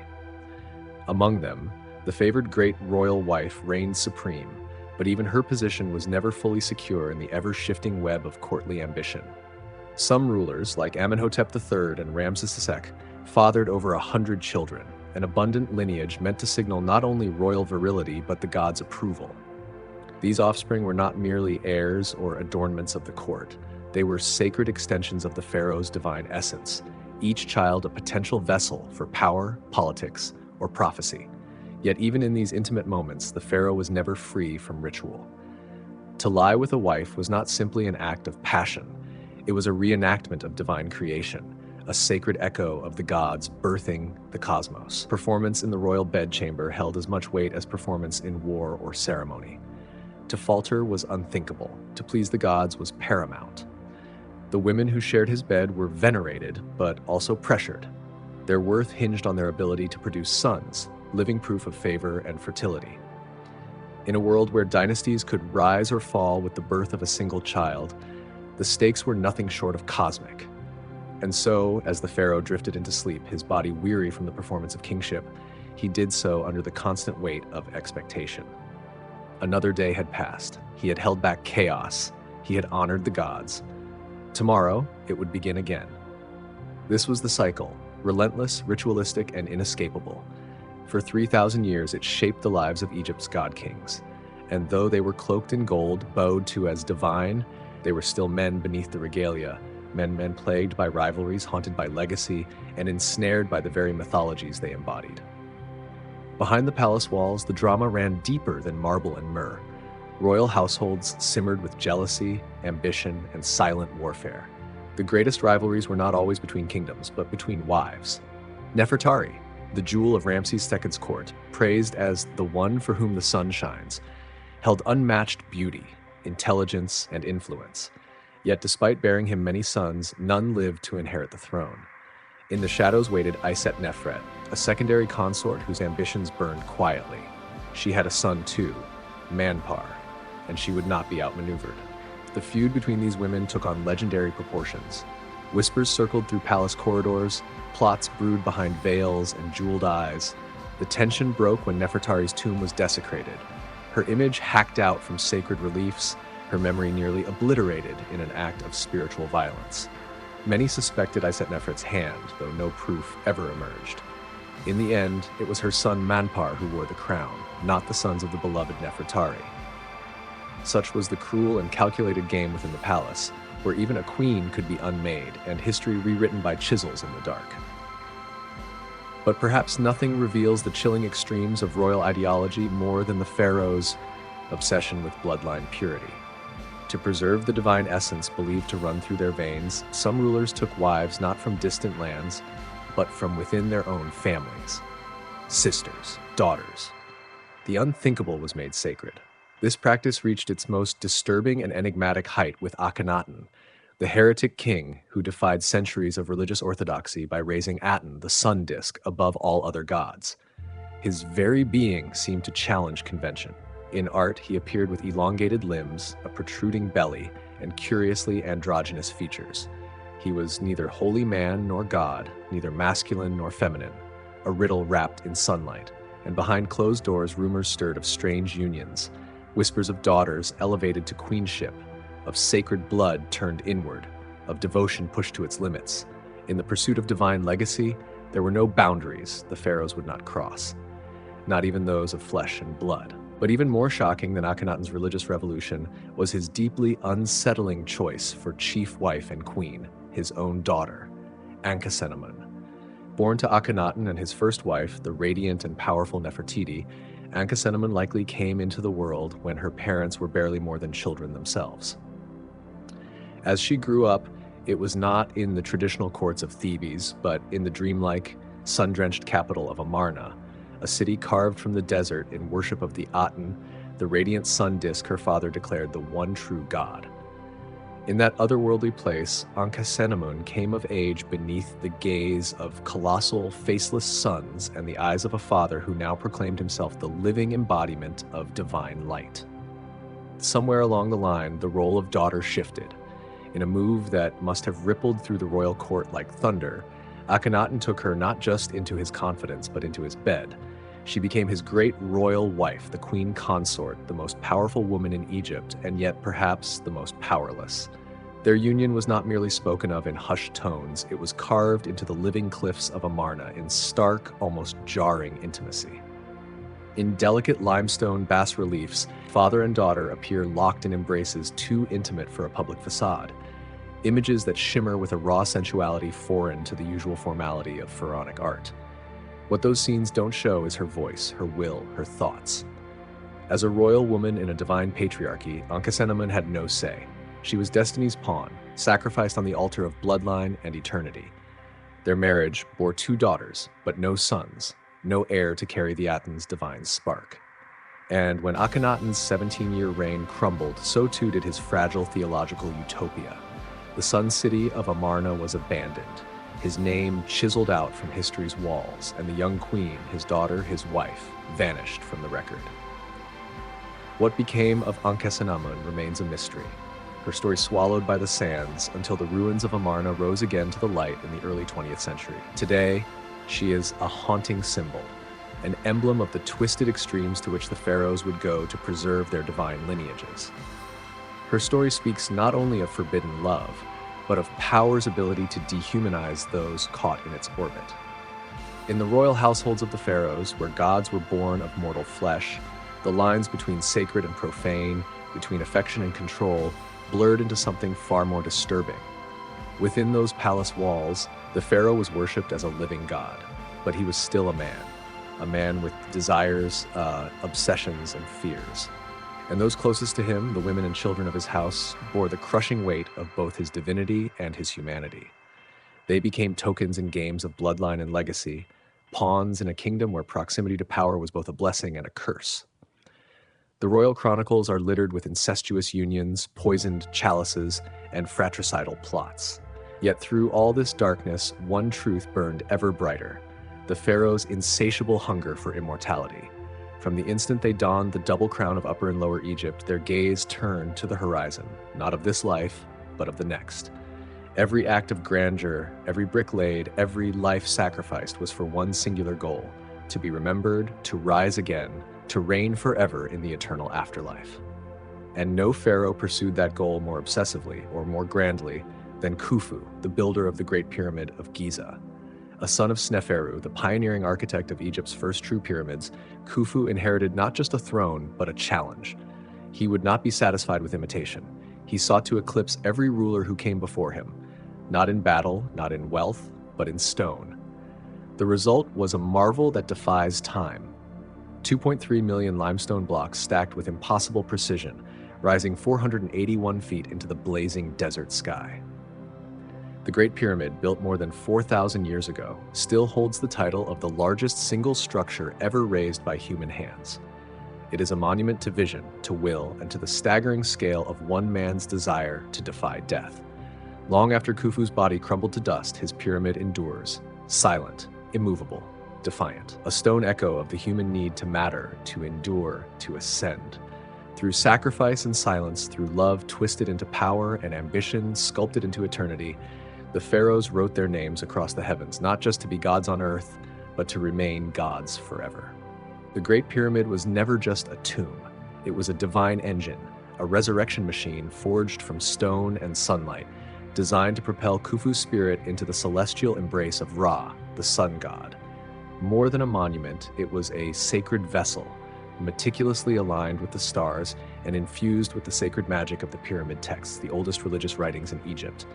Every line, every angle, every corridor was a prayer in architecture, a spell carved into limestone. Its gleaming white casing stones, now mostly lost to time, once reflected the desert sun so brilliantly that the pyramid would have appeared to glow, a blinding beacon on the horizon guiding Khufu's soul skyward. It wasn't just meant to house a body, it was meant to elevate a god. Within its massive heart, a network of narrow shafts and steep corridors led to the king's burial chamber, a dark, hidden sanctuary nestled deep inside the pyramid's core. Here, Khufu's mummified body lay in a red granite sarcophagus, perfectly fitted within a room lined with massive blocks so tightly joined that not even a sheet of papyrus could slip between them. This was no ordinary resting place. It was a vault of silence and sanctity, a launch pad for the soul. Everything within the pyramid served a single sacred purpose: to ensure the pharaoh's safe passage to the afterlife and his transformation into a star among the undying. But such divine ambition came at a staggering price. The scale of the labor was immense. Contrary to the myths of whips and chains, the builders of the Great Pyramid were not slaves but skilled laborers, artisans, masons, and seasonal workers, many of them farmers, who toiled during the flood season when the Nile swallowed their fields. They endured sweltering heat and back-breaking loads, maneuvering limestone blocks weighing several tons up steep ramps and scaffolds, constructing each layer with astonishing precision. At the helm of this colossal effort stood Hemiunu, Khufu's cousin and trusted architect, who managed the workforce with military rigor. He oversaw thousands, an army of builders, each one driven by something far greater than wages. They labored for legacy, for belief, for the pharaoh's divine mission.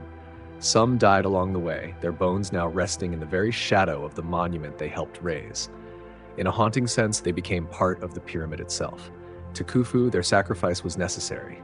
He saw himself not as a man, but as a god walking the earth, a being whose destiny was written not in years, but in eternity. And the pyramid was his stairway to the stars, a stone scripture that proclaimed his divinity to the heavens. And perhaps in a twisted and awe-inspiring way, he succeeded. Over 4,500 years later, we still stand in its shadow, awestruck by its magnitude, still whispering Khufu's name. His ambition has outlived empires, his tomb turned into a timeless riddle, a monument to both greatness and the disturbing cost of human devotion. Yet Khufu was only the beginning. As Egypt's old kingdom declined and its prosperity began to fade, pharaohs became even more obsessed with death and more desperate to conquer it. In a time of political fragility, they poured dwindling resources into increasingly elaborate tombs and grand mortuary temples. The more uncertain their reigns, the more extravagant their afterlives. It was as if, faced with the crumbling of earthly power, they sought to anchor themselves among the stars, building not just to be remembered, but to escape the finality of death. Their monuments became louder, more complex, more desperate. The Great Pyramid stands as a testament not just to the ingenuity of ancient engineering, but to a deep and haunting truth, that even gods on earth were terrified of being forgotten. This desperate quest for immortality reached its most chilling and grotesque expression in the practice of retainer sacrifice, the ritual killing and burial of servants alongside the pharaoh so they might continue to serve him in the afterlife. Among the most haunting examples is the tomb of a First Dynasty pharaoh at Abydos. There, archaeologists uncovered the remains of 318 individuals, men, women, and children, buried in carefully ordered rows around the king's final resting place. The sheer scale of this sacrifice is staggering. It is the largest known instance of mass human sacrifice in all of ancient Egyptian history. These were not nameless prisoners or enemies of the state. They were palace attendants, members of the royal household, individuals who had once walked the marble floors of the palace, carried out rituals, served food, whispered gossip in hushed corners of the court. And yet they were chosen or condemned to accompany their king into eternity.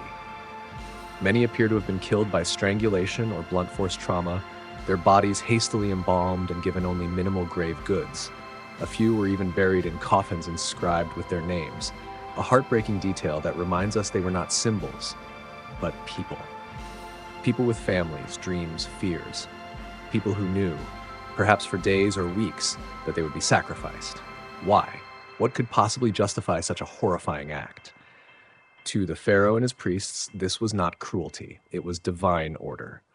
The king's power did not end with death, it extended beyond the veil into the afterlife. And just as he ruled on earth, he would require servants in the world to come. Their deaths were, in the minds of the elite, not a tragedy, but an honor, a sacred duty. But if we pause and look past the ideology, if we imagine the terror in the hearts of those chosen, we are left with something far more disturbing. A stark portrait of absolute power, of religious dogma taken to a deadly extreme, of how belief in eternity can become a license for atrocity. Thankfully, this practice faded by the end of the Old Kingdom, perhaps as Egyptian theology evolved and retainer sacrifice was replaced by symbolic substitutes, statues and Shabti figurines meant to serve the deceased instead. But the legacy of this ritual remains, a testament to the awe and fear with which the afterlife was regarded, and to the lengths pharaohs were willing to go in pursuit of divine permanence. And it wasn't just humans. As centuries passed, even animals, pets, sacred symbols, ritual offerings were mummified in vast numbers to accompany the dead. Entire catacombs were filled with mummified dogs, cats, birds, bulls. Death became not just a passage, but an industry. Yet time, too, is a kind of conqueror. By the late period, Egypt had become a prize to be claimed. Libyans, Nubians, Assyrians, and Persians each had their moment in the sun, seizing the double crown from native rulers. But no outsider would reshape Egypt's destiny quite like Alexander the Great. In 332 BC, Alexander entered Egypt and was hailed not as a conqueror, but as a liberator. In Memphis, he was crowned pharaoh, adopting the titles and regalia of the ancient kings. He founded the great coastal city of Alexandria, a luminous beacon of Greek learning, culture, and commerce, destined to become one of the most influential cities of the ancient world. But Alexander's reign in Egypt was brief. In 323 BC, he died suddenly, and with his death came a scramble for power. His general, Ptolemy I, seized control of Egypt and crowned himself the first of a new line of pharaohs, the Ptolemies. What followed was one of history's most fascinating cultural syntheses. The Ptolemaic pharaohs, Greek by blood but Egyptian by title, adopted the rituals, deities, and divine airs of the native kings. They walked in the shadows of Ramses and Akhenaten, while bringing with them the philosophies, ambitions, and politics of Hellenic Greece. It was a strange and often uneasy fusion, but it gave rise to an age of splendor, culminating in the legendary reign of Cleopatra VII, a queen who embodied both worlds and would ultimately stand as the last true pharaoh of Egypt.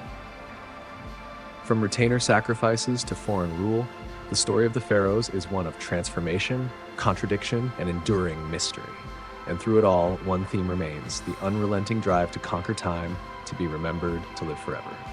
They adopted many Egyptian royal traditions and religious practices to legitimize their rule in the eyes of their subjects.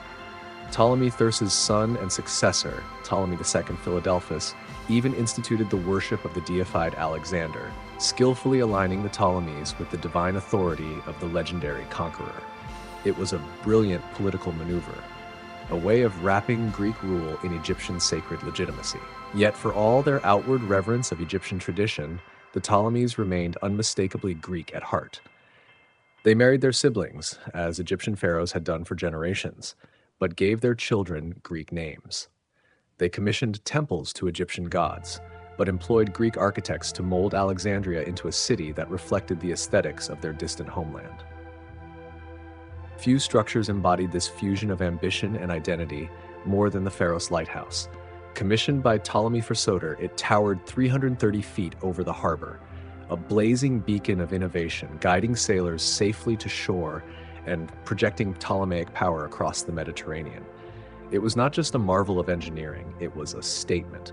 Temples such as the Grand Sanctuary of Horus at Edfu or the sacred island of Philae bore witness to their hybrid legacy.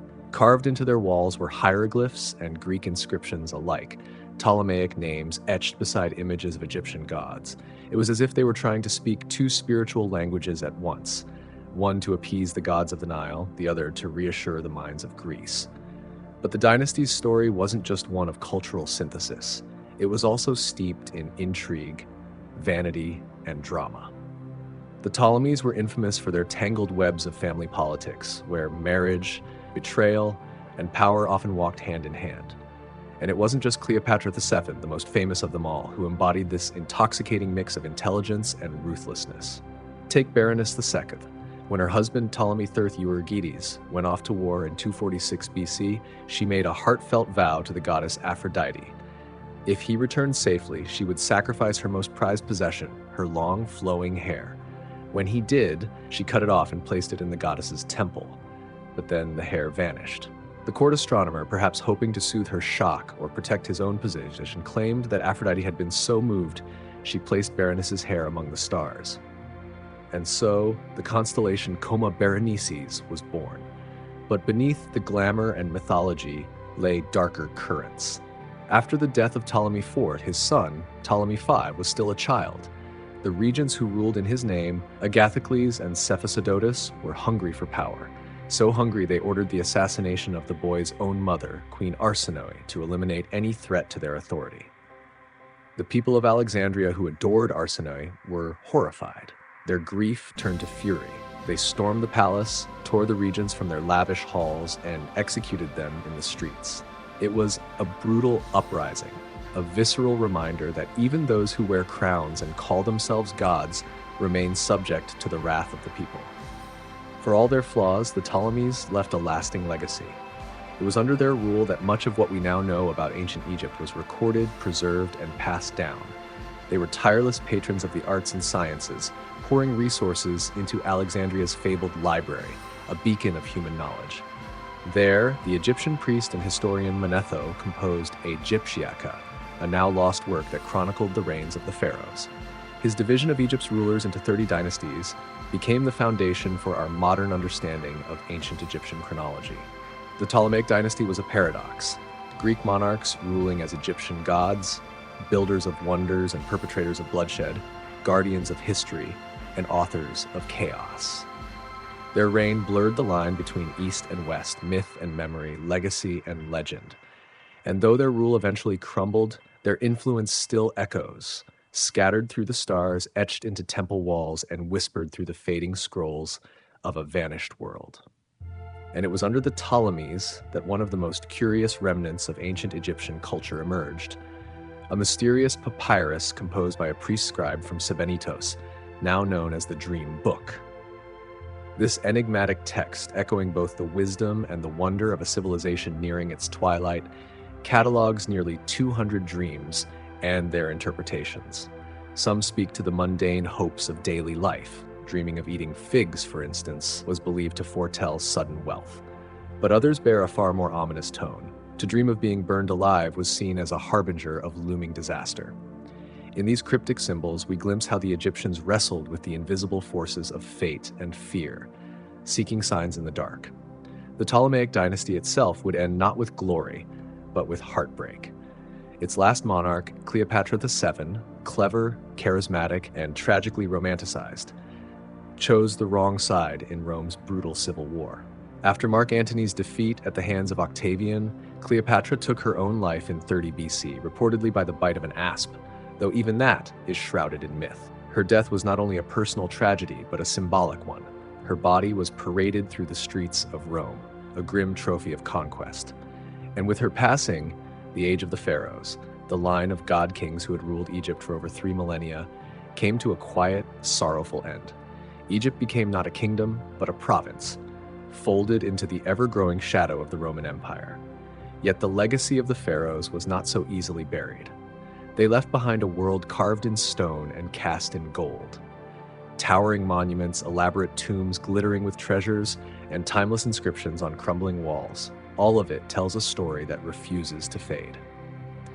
These relics of greatness continue to ignite imaginations, generation after generation, across the span of continents and cultures. The pharaohs shaped ancient Egypt into one of the most dazzling civilizations in human history, one whose grandeur endures as long as the pyramids touch the sky. There is something uncanny about their continued presence. Though they've been gone for thousands of years, the pharaohs still feel alive, like beings who walk the seam between the divine and the human, the ordinary and the mythical. That, perhaps, is their most enduring magic. For all their majesty, the pharaohs were deeply human. They engineered marvels of architecture, pioneered art and astronomy, and ruled with a splendor the world had never seen. And yet they were also flawed, superstitious, prideful, vengeful, and often gripped by fear. They sought immortality, but were trapped in mortal bodies. They built empires while struggling with loneliness, doubt, and the inexorable pull of time. In this, they are not unlike us. Perhaps this is why they still hold our gaze. Their lives, so grand, so tragic, so monumental, are mirrors of the human condition. Triumph and failure, devotion and delusion, power and vulnerability. These are the truths they carry across the millennia, carved not only in stone, but into the fabric of what it means to be human. Even their daily routines reflect this paradox. A pharaoh lived enveloped in luxury, yet bound tightly by ritual and religious expectation. From the moment he awoke in his opulent palace, his day was dictated with rigid precision. Personal desires were secondary to sacred duty. Servants bathed and perfumed him, dressed him in the finest linens, and adorned him with the symbols of his divine office. Chief among them, the iconic double crown, Chent, merged the white crown of Upper Egypt and the red crown of Lower Egypt. It was more than regalia, it was a living emblem of his role as guardian of unity, order, and cosmic balance. And so the pharaoh stepped into each day not merely as a ruler, but as a bridge between heaven and earth. A mortal bearing the unbearable weight of divinity, walking among his people with all the dignity and all the isolation that godhood demanded. But even in these seemingly ordinary morning rituals, an invisible current of magic pulsed beneath every gesture. Nothing in the pharaoh's world was ever truly mundane. His garments weren't just clothing, they were shields of divine protection, each thread woven with sacred symbolism. Cosmetics were more than adornments. They were spells in physical form, warding off evil and aligning the king with celestial forces. And as the sacred water of the Nile flowed over his head, poured by the hands of chanting priests, it was no simple bath. It was a consecration, a purification of both body and soul. Dressed in full regalia, radiant in his divine armor, the pharaoh would then partake in a modest breakfast, a quiet prelude to a day that carried the weight of both heaven and earth. As the living embodiment of Horus, he bore the unbearable responsibility of maintaining Ma'at, the sacred equilibrium between chaos and order, light and shadow. His presence alone was a form of intercession, a bridge between the mortal realm and the divine. Much of his day unfolded within the echoing halls of temples, where incense curled through the air and chants rose like offerings to the gods. There, the pharaoh would pour libations, offer sacrifices, and recite the ancient words that kept Egypt's prosperity intact. These were not hollow ceremonies. Every gesture, every syllable, was believed to ripple across the unseen realm, just securing favor from capricious deities who held the fate of the Nile and the nation in their hands. Yet the pharaoh's role did not end at the altar. He was also the supreme ruler of a vast and complex empire. After the spiritual duties were done, he stepped into the role of judge and king. Within the palace walls, he presided over affairs of law, trade, warfare, and diplomacy. Ministers bowed before him, awaiting his final word, a word that shaped lives and carved the course of history. Justice, like the cosmos, depended on balance. The pharaoh was more than a political figure. He was the physical embodiment of order. His decrees weren't suggestions, they were divine law. To question them was to challenge the gods themselves. And yet, amid this staggering authority, moments of leisure still flickered. The pharaoh might slip away to the marshlands, bow in hand, seeking game in the reeds. He might race a chariot across the sands or recline at a lavish banquet beneath the perfume of lotus blossoms. Some, like Amenhotep II, reveled in feats of strength, determined to prove that their divinity extended even to the body. But these fleeting joys were never free of shadow. Behind the silken curtains and golden goblets loomed ever-present dread. His life, as exalted as it appeared, was also deeply perilous. The same crown that marked him a god also painted a target on his brow. Enemies watched from within his own bloodline. Nobles whispered in the dark. Sorcerers, masters of arcane forces, crafted spells and curses in secret chambers, hoping to unravel the threads of his destiny. For all his glory, the pharaoh moved through his days as through a maze of hidden dangers, where betrayal could wear the smile of a trusted ally and death might come dressed as a dream. In this glittering world ruled by power, pageantry, and divine mandate, the pharaoh lived not just as a king, but as a man forever standing at the edge of the unknown, revered, feared, and utterly alone. Even the common people, those who bowed their heads before the pharaoh and whispered prayers to his name, were not without judgment. Reverence could quickly turn to unrest if they sensed he had faltered in his sacred duty. A failed harvest, a flood that never came, an eclipse of order, all could be seen as signs of a god-king who had lost the favor of the divine. And so, the pharaoh lived not in unchallenged glory, but in constant vigilance. To shield himself from both mortal betrayal and supernatural wrath, he wove his life into a web of ritual and protection. Amulets clung to his body, each one inscribed with spells older than memory. Trusted servants tasted his food and drink, not for refinement, but for poison. His palace, a marvel of architecture and power, was also a fortress, warded with charms, guarded by the most loyal of warriors, ever on alert for shadows in the corridors. Yet for all this caution, the pharaoh's life remained perilous. Egyptian history is a blood-stained scroll of rulers who met cruel and sudden ends. stabbed in the dark, felled by war, consumed by illness, or cursed by forces beyond comprehension. His was not a life of comfort, but of performance and peril. The very role that granted him godhood also bound him in golden chains. He lived under the weight of myth, of centuries of expectation, of rituals that must never falter, of gods that must always be pleased. His existence was a paradox, supreme power yet no true freedom, a prisoner of sacred tradition, of superstition, of the unrelenting gaze of his people. The Pharaoh's world glittered, but it suffocated, and yet how many would still chase the crown, to hold a scepter that shaped the fate of an empire, to command armies with a word, to have one's name etched in stone for eternity. Such power was an intoxicating flame, and though many were burned by it, still they reached out their hands. So the cycle continued. Each new pharaoh tried to eclipse those who came before, building taller obelisks, carving grander temples, forging ever more extravagant dreams in stone. Even as the gods watched with silent, shifting eyes, even as death loomed behind gilded thrones, they pressed forward. Because this was the price of divinity. And the pharaohs, for all their grandeur, paid it in full. Their crowns, heavy with gold, were also heavy with burden. Some weighed 5 pounds or more, not just ornaments, but symbols of unbearable responsibility. Beneath the brilliance of those crowns were not deities, but men, mortal, vulnerable, afraid. In the royal court, where opulence masked danger, the pharaoh had to tread with care. He may have ruled absolutely, but he was never truly alone. His court swarmed with family, officials, whispering rivals, and ever-watchful servants. Every smile could hide a scheme. Every alliance was a gamble. And at the heart of it all was the royal family, a knot of loyalty and rivalry, of duty and desire. The pharaoh's chief queen stood beside him with grace and power, expected to bear his heir and embody divine femininity. Around her moved a constellation of lesser wives, concubines, and foreign princesses, each a pawn or prize in the endless game of empire. These unions were not simply personal, nor even purely political. They were sacred. For the Egyptians believed the blood of the gods flowed through the pharaoh's veins. To preserve its divine purity, incest was not taboo, it was tradition. Sisters became wives, daughters bore sons, even mothers were elevated to queens. In this world, bloodlines were not family trees, but circles, tight, sacred, and unbroken. What seems shocking to modern minds was, for them, a holy imperative. They were not marrying mortals. They were preserving gods.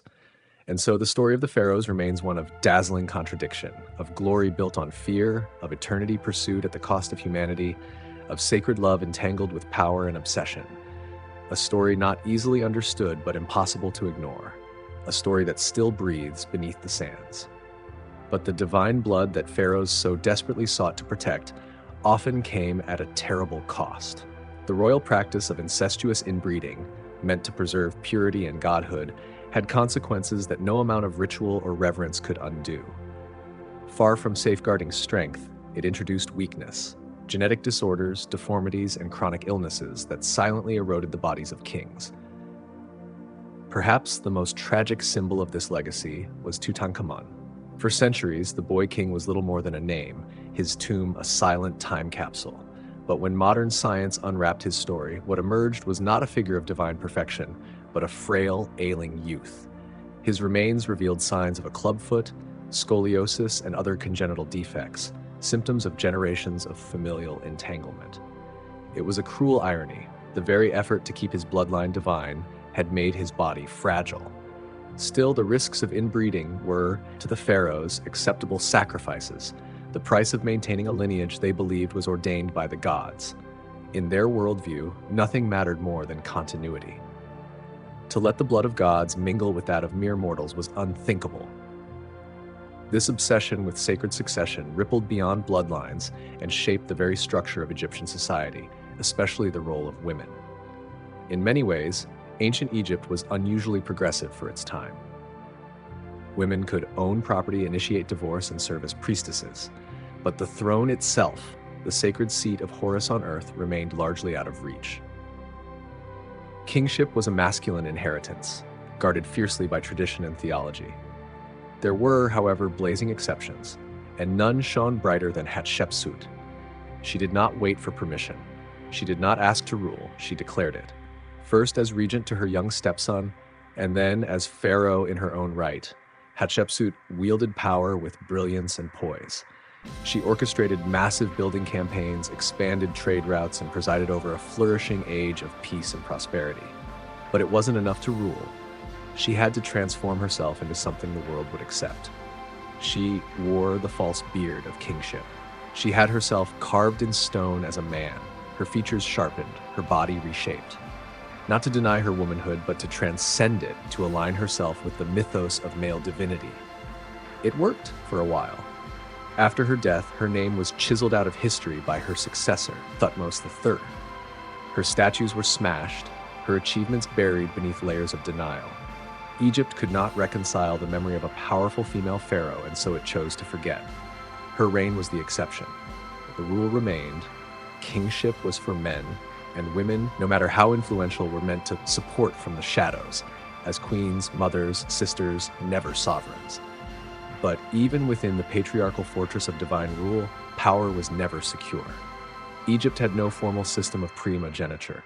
There were no written laws that stated the eldest son must inherit the crown. Succession was often decided not by order of birth, but by force, favoritism, or fate. And when clarity failed, chaos filled the void. Brothers turned against brothers. Sons rose against uncles. Advisors whispered in the dark. The struggle for the throne was more often a blood-soaked chess match than a smooth handoff. Ambition was a blade, and those who reached for the crown did so knowing they might not live to wear it. And perhaps no story captures this deadly dance more chillingly than the death of Tutankhamun. Though long portrayed as a fragile boy who died young from illness or accident, modern historians now suspect something far darker. His advisor, the enigmatic A, who married the young pharaoh's widow and quickly took the throne for himself, may have done more than mourn his king. He may have murdered him. Tutankhamun's skull bears signs of trauma. His rushed burial hints at scandal. His death remains a mystery, but the motive is ancient and familiar: power. In the end, what echoes through the tombs of Egypt is not just the legacy of divine kingship, but the haunting reminder of its cost. Bodies broken by bloodlines, voices silenced by ambition, and memories erased by those who could not tolerate a woman's crown, all in the name of eternity. Even when the line of succession appeared clear, the transition of power was rarely smooth. The death of a pharaoh opened a dangerous vacuum, one that ambition was always eager to fill. Brothers, uncles, and cousins, once mere shadows in the court, could swiftly become threats. Some whispered in corridors, others rallied guards or bribed nobles. And beyond the palace, powerful governors and regional lords, fattened on privilege and land, might seize the moment to test the throne's resolve. To survive, the new pharaoh needed more than royal blood. He needed sharp instincts, a loyal army, and a deep understanding of power's fragile nature. Loyalty was rewarded, with titles, estates, and silver. Dissent was crushed, with silent blades and public example. But perhaps the most potent tool in the pharaoh's arsenal was not steel, it was story. A story chiseled in stone, painted in vivid colors on temple walls, and shouted from the mouths of priests, the story of divine right. Grand monuments were commissioned not merely to impress, but to persuade. Towering obelisks, temple pylons, and colossal statues declared in no uncertain terms, this ruler was chosen by the gods. He did not rule by chance, but by cosmic design. Still, beneath the gilded crowns and eternal titles, the pharaoh was mortal. Death was inevitable, and for the king of Egypt, dying well meant far more than simply leaving behind a legacy. It meant preparing, meticulously, obsessively, for a second life. For the ancient Egyptians, death was not an end, but a threshold. Beyond it lay a vast and complex afterlife, and only those who passed the trials of the gods could attain paradise. The pharaoh, a divine being, was expected to ascend and join the celestial order, to rule forever among the stars. But that journey required more than belief. It demanded architecture, ritual, art, wealth, will. Thus were born the pyramids, immense stone prayers to eternity. These were not mere tombs. They were celestial machines, carefully aligned to the stars, engineered to project the king's soul into the afterlife. Construction began as soon as the crown touched the new pharaoh's brow. The tomb was his final palace, and no detail was too small. He chose the site. He approved the layout. He oversaw the iconography, each carving a spell, each chamber a safeguard for his soul. Simultaneously, an empire of artisans and priests began amassing the king's funerary goods: chariots, thrones, jeweled amulets, linen garments, weapons forged in gold, statues of servants, and enough food and wine to nourish him on his eternal voyage. Everything he had in life, he would need again in death. Yet no preparation was more sacred than the ritual of mummification. This was not simply preservation, it was transformation. Over 70 days, the pharaoh's body was stripped of its mortal frailty and reborn as an eternal vessel. His organs were removed and placed in canopic jars. His flesh was dried with natron salts. Priests, their hands consecrated, wrapped his limbs in linen while chanting prayers older than the pyramids themselves. Every layer held spells of protection, each knot a binding against chaos. These embalmers were not mere mortals. They stood on the threshold between worlds, servants of Anubis, custodians of divinity. They worked in silence, in secrecy, in awe. When the process was complete, the king's body, now a sacred relic, was encased within nested coffins, each more resplendent than the last. The final sarcophagus, often wrought in gold and inlaid with lapis, turquoise, and carnelian, bore the pharaoh's likeness, serene and timeless. Then came the final journey. A royal procession carried the king's remains through mournful streets and sacred temples, past chanting priests and weeping courtiers, into the dark heart of his tomb. There, deep within the earth, behind sealed walls and hidden chambers, he was laid to rest, surrounded by splendor, guarded by curses, and entrusted to eternity. In life, he ruled the Nile. In death, he joined the stars.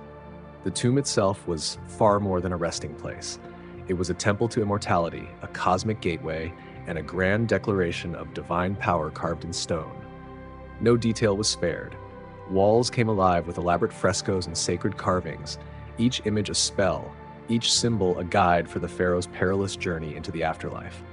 But for all this careful preparation, the kings of Egypt remained uneasy. The unknown loomed large, and eternity could not be left to faith alone. Driven by fear and awe, many pharaohs became consumed, obsessed with the construction of their tombs. They poured unthinkable wealth and human effort into building eternal monuments to their name and godhood. None embodied this obsession more than Khufu, the king who dared to command the heavens in stone. His legacy, the Great Pyramid of Giza, still pierces the desert sky, a monument of impossible scale and enduring mystery. Built around 2550 BCE, it once stood over 480 feet tall and was composed of more than 2 million limestone blocks, each weighing tons. For over 3,800 years, it remained the tallest man-made structure on Earth, a marvel not only of ancient engineering, but of sheer divine ambition. The logistics of its creation defy belief. Thousands of workers toiled for decades, quarrying, hauling, carving, and placing stones with mathematical precision, all without modern machinery. But for Khufu, it was more than architecture. It was a celestial anchor. The pyramid was aligned with the stars, its shafts pointing to Orion and Sirius, sacred homes of the gods Osiris and Isis. It was a stairway to the afterlife, carved from earth but aimed at eternity. At the heart of this great mountain of stone lay Khufu's sarcophagus, hewn from granite, encircled by treasures, and guarded by passageways riddled with traps. A fortress of death, built to preserve the body and spirit forever. Yet even this monument could not resist time, greed, and desecration. Tomb robbers came, as they always did. Over centuries, even the grandest pyramids were violated, mummies defiled, treasures stolen, their silence shattered by intruding hands. Not even the boy king Tutankhamun, whose tomb stunned the world when it was uncovered in 1922, was spared. His resting place had been breached in antiquity, looted not once, but at least twice. It was a tragic irony. The pharaohs' fierce pursuit of eternal life had, in many cases, only ensured their vulnerability. Their treasures lured thieves. Their tombs, no matter how well concealed, became targets. And yet they continued to build, and their obsession stretched beyond stone. The pharaohs' preparations for eternity were as grim as they were grand. In acts that now seem horrifying, kings were often buried not alone, but surrounded by those sacrificed to serve them beyond death. Servants, concubines, guards, even pets, all silenced so they could accompany the pharaoh into the next world. The most haunting example was found in the tomb of the first dynasty king Jer at Abydos. Archaeologists uncovered 318 graves surrounding his own, bodies laid out in rows like offerings. many bearing signs of strangulation or blunt force trauma. Some were women, some were children. All were claimed by one man's vision of eternal rule. The practice endured even into later dynasties. The tomb of Amenhotep III at Hawara contained the remains of at least 5 young women sacrificed and laid beside him, along with a monkey, a dog, and ducks, his eternal court gathered in death. But perhaps the strangest, most unsettling discovery came from the tomb of Amenhotep II. There, among the trappings of power, were tens of thousands of human hair wigs. Painstakingly woven from the hair of young girls and women, these wigs were intended to restore and preserve the pharaoh's beauty in the afterlife, an eternal crown of youth and vigor. Even death, it seemed, could not dull the hunger for perfection. This was the paradox at the heart of the pharaohs, gods among men, yet slaves to fear. Their legacy was not only measured in pyramids and temples, but in sacrifice, secrecy, and obsession. They dreamed of eternity, and for it they paid any price, even in blood. These disturbing practices speak not only to the sheer magnitude of the pharaoh's authority, but also to the depth of belief that permeated every layer of ancient Egyptian life. The afterlife was not a mythic abstraction. To the pharaoh, it was a destination as real as the Nile, a kingdom beyond death that demanded precise rituals, lavish offerings, and at times unthinkable sacrifices. Every stone laid, every life given was an investment in eternity. Yet as centuries passed, Egypt itself began to change. New ideas took root. Dynasties rose and fell. The cruelty of human sacrifice, once deemed necessary for a ruler's divine comfort, gradually gave way to more symbolic gestures. By the time of the New Kingdom, the old blood rites had faded. In their place stood the Shabti figurines, small statues believed to spring to life in the afterworld and serve the pharaoh in all his celestial needs. These quiet, carved servants marked a shift from brutality to belief, from physical bondage to magical substitution. Alongside these evolving rituals came a decline in scale and splendor. The tombs grew smaller, the ambitions more constrained. The era of the great pyramid builders drew to a close. Amenhotep III of the 12th dynasty would be the last to dream on such a grand scale. With the rise of the new kingdom, the god-kings still reigned, but their reach had begun to contract. Time, the one thing no ruler could conquer, was catching up. And yet, even in this twilight of power, a figure emerged who seemed to defy time itself: Ramses II, Ramses the Great. Born around 1330 BCE, Ramses would become the towering colossus of Egypt's 19th dynasty. He ruled for an extraordinary 66 years, an almost mythical span of time in which he fathered over 100 children, won battles, made peace, and transformed Egypt into a land etched with his name at every turn. No pharaoh before or after would rival his appetite for legacy. Ramses didn't merely build, he conjured entire cities from dust. His capital, Pi-Ramesses, rose in the Nile Delta like a vision, a metropolis of palaces, gardens, and monuments, where his likeness loomed from every column and wall. It was not just a seat of power, it was a self-portrait on a monumental scale. But it wasn't only Pi-Ramesses that bore his mark. From Abu Simbel in the south to Tanis in the north, Ramses etched himself into the skin of Egypt. He built colossal temples, majestic obelisks, and statues that stared down the centuries with imperious serenity.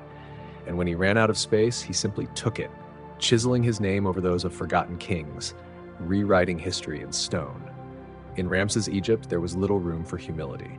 He presented himself as the embodiment of divine authority, the living God who ruled both time and terrain. And this vision came at a price. The grandeur was funded by toil, by the labor of thousands, many of them slaves and prisoners of war. They carried granite and sandstone under the unrelenting sun, carving out glory with blistered hands. Their suffering, though silent in the official inscriptions, was the bedrock of Ramses' empire. But to Ramses, their pain was incidental, collateral in the pursuit of immortality. What mattered was the legacy, and that legacy, staggering in its ambition, endures. The temples of Abu Simbel, carved into cliffs and aligned with the sun, the hypostyle hall at Karnak, a forest of 134 towering columns, the endless statues and inscriptions that seemed to declare again and again, Ramses was here. Ramses was great. And in a way, he was right. For even now, millennia later, the world still speaks his name. His monuments still rise above the sands. His face, carved in stone, still looks out over the land he once ruled. Ramses did not merely build for the gods, he built to become one. But perhaps Ramses' most enduring legacy is the simple, powerful fact that we remember him at all, and not just remember, but know him in vivid, commanding detail. Through statues that stretch toward the sky and inscriptions that sing his praises, Ramses sculpted his own immortality. His reign was not just about conquest and construction, it was about narrative, and he made himself the hero of Egypt's greatest epic. With relentless self-promotion and an image forged as much in stone as in memory, Ramses ensured that his name would echo through history, and echo it does. To this day, he remains one of the most recognizable figures from the ancient world, a towering emblem of pharaonic majesty and ambition. But not every pharaoh succeeded in their quest for immortality. Some, like the enigmatic Akhenaten, were nearly lost to time. Akhenaten, the so-called heretic king, ruled during the 18th dynasty and dared to rewrite Egypt's spiritual DNA. Abandoning the centuries-old pantheon, he turned his devotion to a single god, the Aten, the radiant disk of the sun. In an era defined by divine plurality, this was heresy of the highest order. Akhenaten didn't just change religion, he tried to change reality. He built an entirely new capital city, Akhetaten, dedicated solely to the worship of Aten. He altered his own name from Amenhotep IV to Akhenaten, servant of Aten, marking a break with tradition that went beyond faith. Even Egyptian art changed under his rule, becoming more fluid, more human, more vulnerable. No longer rigid and idealized, depictions of the pharaoh now showed elongated limbs, soft bellies, and strange, almost androgynous features. It was as if the divine had taken on a new, alien shape. But revolutions rarely endure when built on a single man's vision.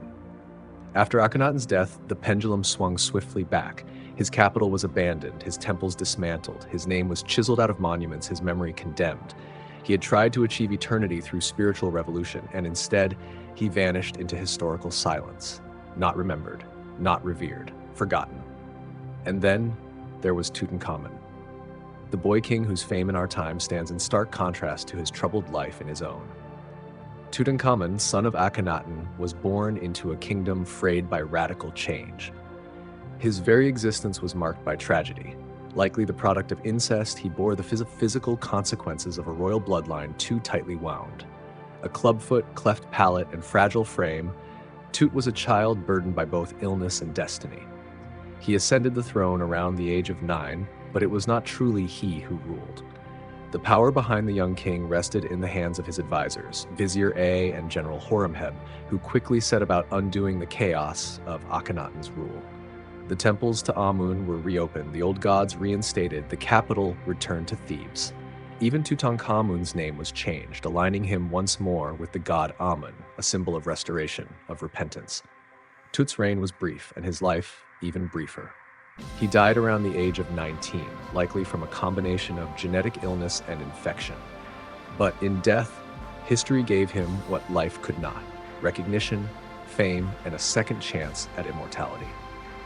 And that, perhaps, is the paradox of the pharaohs, that greatness in their own time did not always guarantee remembrance, and that obscurity in life could lead to eternal fascination in death. Whether lionized like Ramses, erased like Akhenaten, or rediscovered like Tutankhamun, their stories remind us that immortality is a mystery no tomb can fully contain. But Tutankhamun himself was no invincible god king. He was a fragile boy, his body bearing the visible scars of illness and inherited affliction. Born with a cleft palate, a clubbed foot, and a pronounced overbite, he walked with a cane and may have suffered from Klippel-Feil syndrome, a rare disorder that fused the vertebrae in his neck, limiting his movement and possibly causing chronic pain. His frailty stands in sharp contrast to the towering legacy he would leave behind. And yet, even burdened by these limitations, Tutankhamun embraced the immense responsibilities of his role. During his short reign, he worked to restore the temples defiled by his predecessor Akhenaten, bringing back the traditional gods of Egypt. He commissioned new monuments, including the modest tomb that would one day make him immortal. But that immortality came at a cruel cost. Tutankhamun died around the age of 19, likely from an infection following a broken leg, a tragic, almost mundane end for one so burdened with divine expectation. His death left no heir and marked the beginning of yet another turbulent chapter in Egyptian history. And yet, it is in death that Tutankhamun truly rose to greatness. Not for his conquests or reforms, but for what he left behind, a treasure trove untouched by grave robbers, sealed in silence for more than 3,000 years. When his tomb was discovered in 1922 by Howard Carter, it stunned the world. Gold, lapis lazuli, alabaster, and linen wrapped around the fragile remains of a boy who was once worshipped as a living god.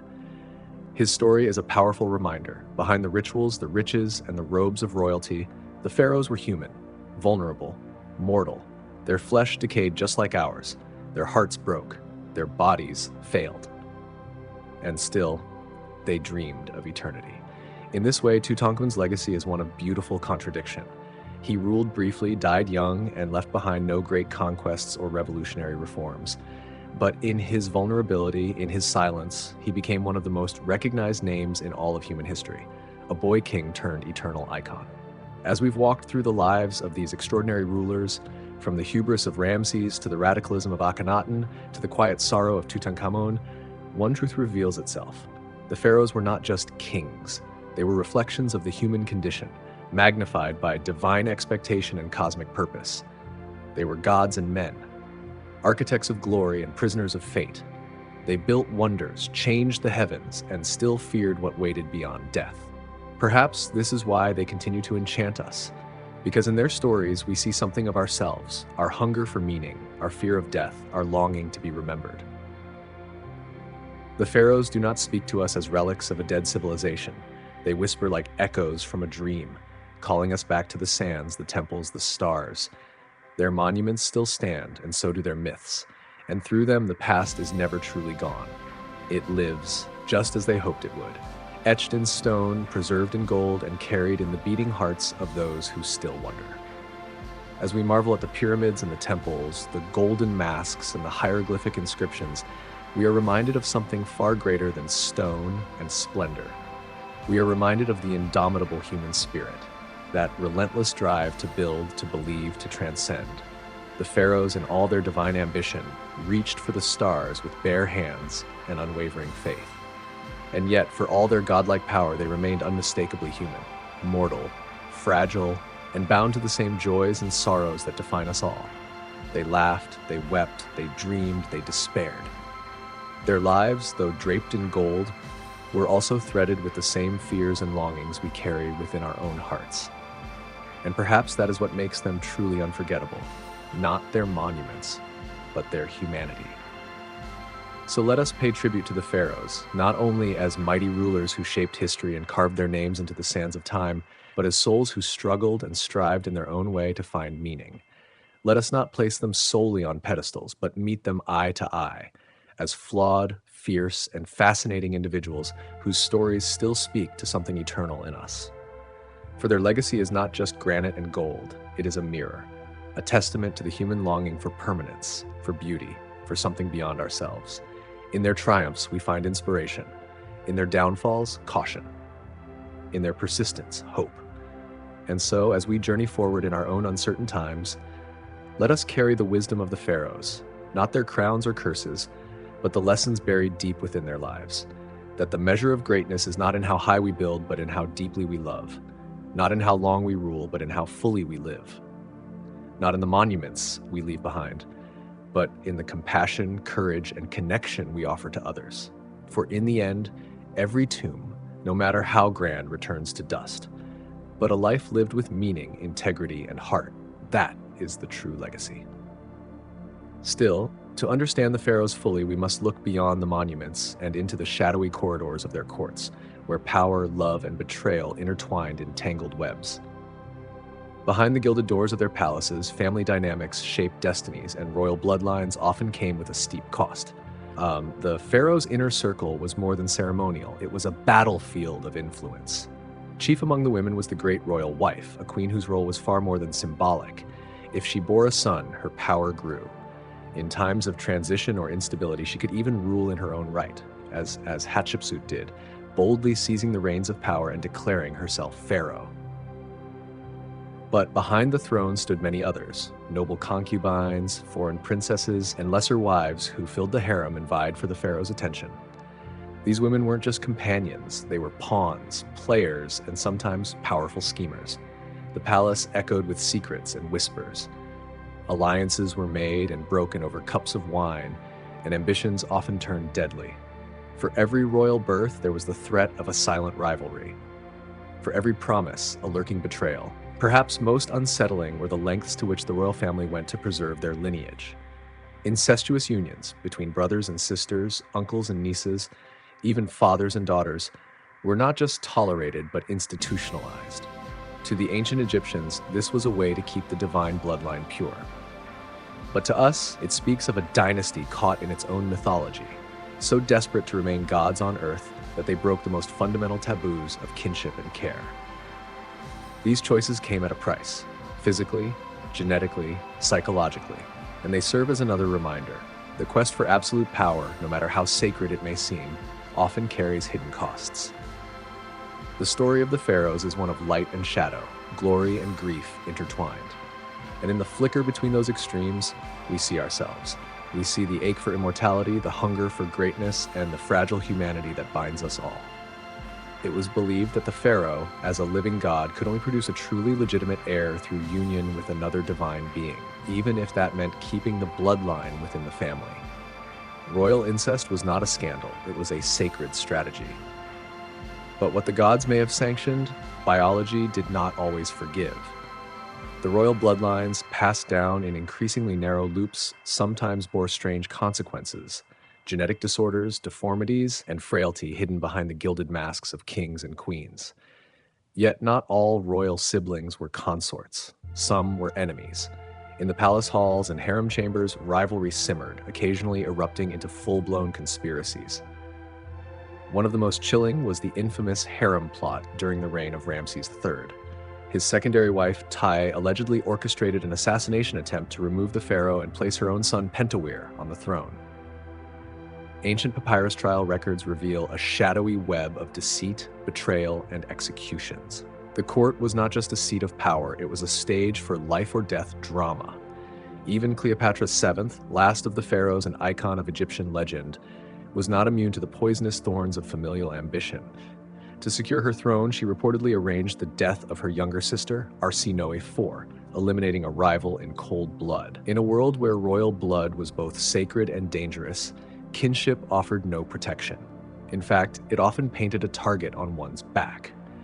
Perhaps that is why the image of the pharaoh smiting his enemies was so omnipresent in Egyptian art, not just a symbol of dominance over foreign foes, but an eternal warning to threats within. And yet, for all the treachery, the pharaoh's family lives were not without warmth or humanity. Ramses II's love for his queen Nefertari was immortalized in stone, a temple at Abu Simbel built in her honor, and a tomb adorned with breathtaking art, singing her praises across the ages. Even Akhenaten, remembered for upending Egypt's pantheon and aesthetics, is depicted not as a cold tyrant, but as a father and husband, cradling his daughters with Nefertiti in scenes of rare tenderness. Within the opulence and isolation of the palace, perhaps such moments offered brief sanctuary. Perhaps love, however fleeting or fragile, was the one realm the divine pharaoh could not rule. But make no mistake, being related to a pharaoh was a dangerous privilege. To be born into the royal family was to step into a labyrinth where every embrace could hide a dagger. From incestuous unions to power-hungry plots, the family trees of the pharaohs were tangled, beautiful, and often lethal. The royal family of ancient Egypt was the most exclusive club in the land, and perhaps the most perilous. As we turn now to explore the pharaoh's exalted role as a living god, we must not forget the deeply human web of desires, rivalries, and affections that pulled at his every step. He may have been the radiant sun around which his kingdom revolved, but even a sun can be eclipsed by the chaos of those closest to it. In the eyes of the ancient Egyptians, the pharaoh was more than mortal. He was Horus on earth, the falcon-headed god made flesh, a bridge between heaven and humanity. Tasked with upholding Ma'at, the divine balance of truth, justice, and order, the pharaoh's role was nothing less than to keep the universe from descending into chaos.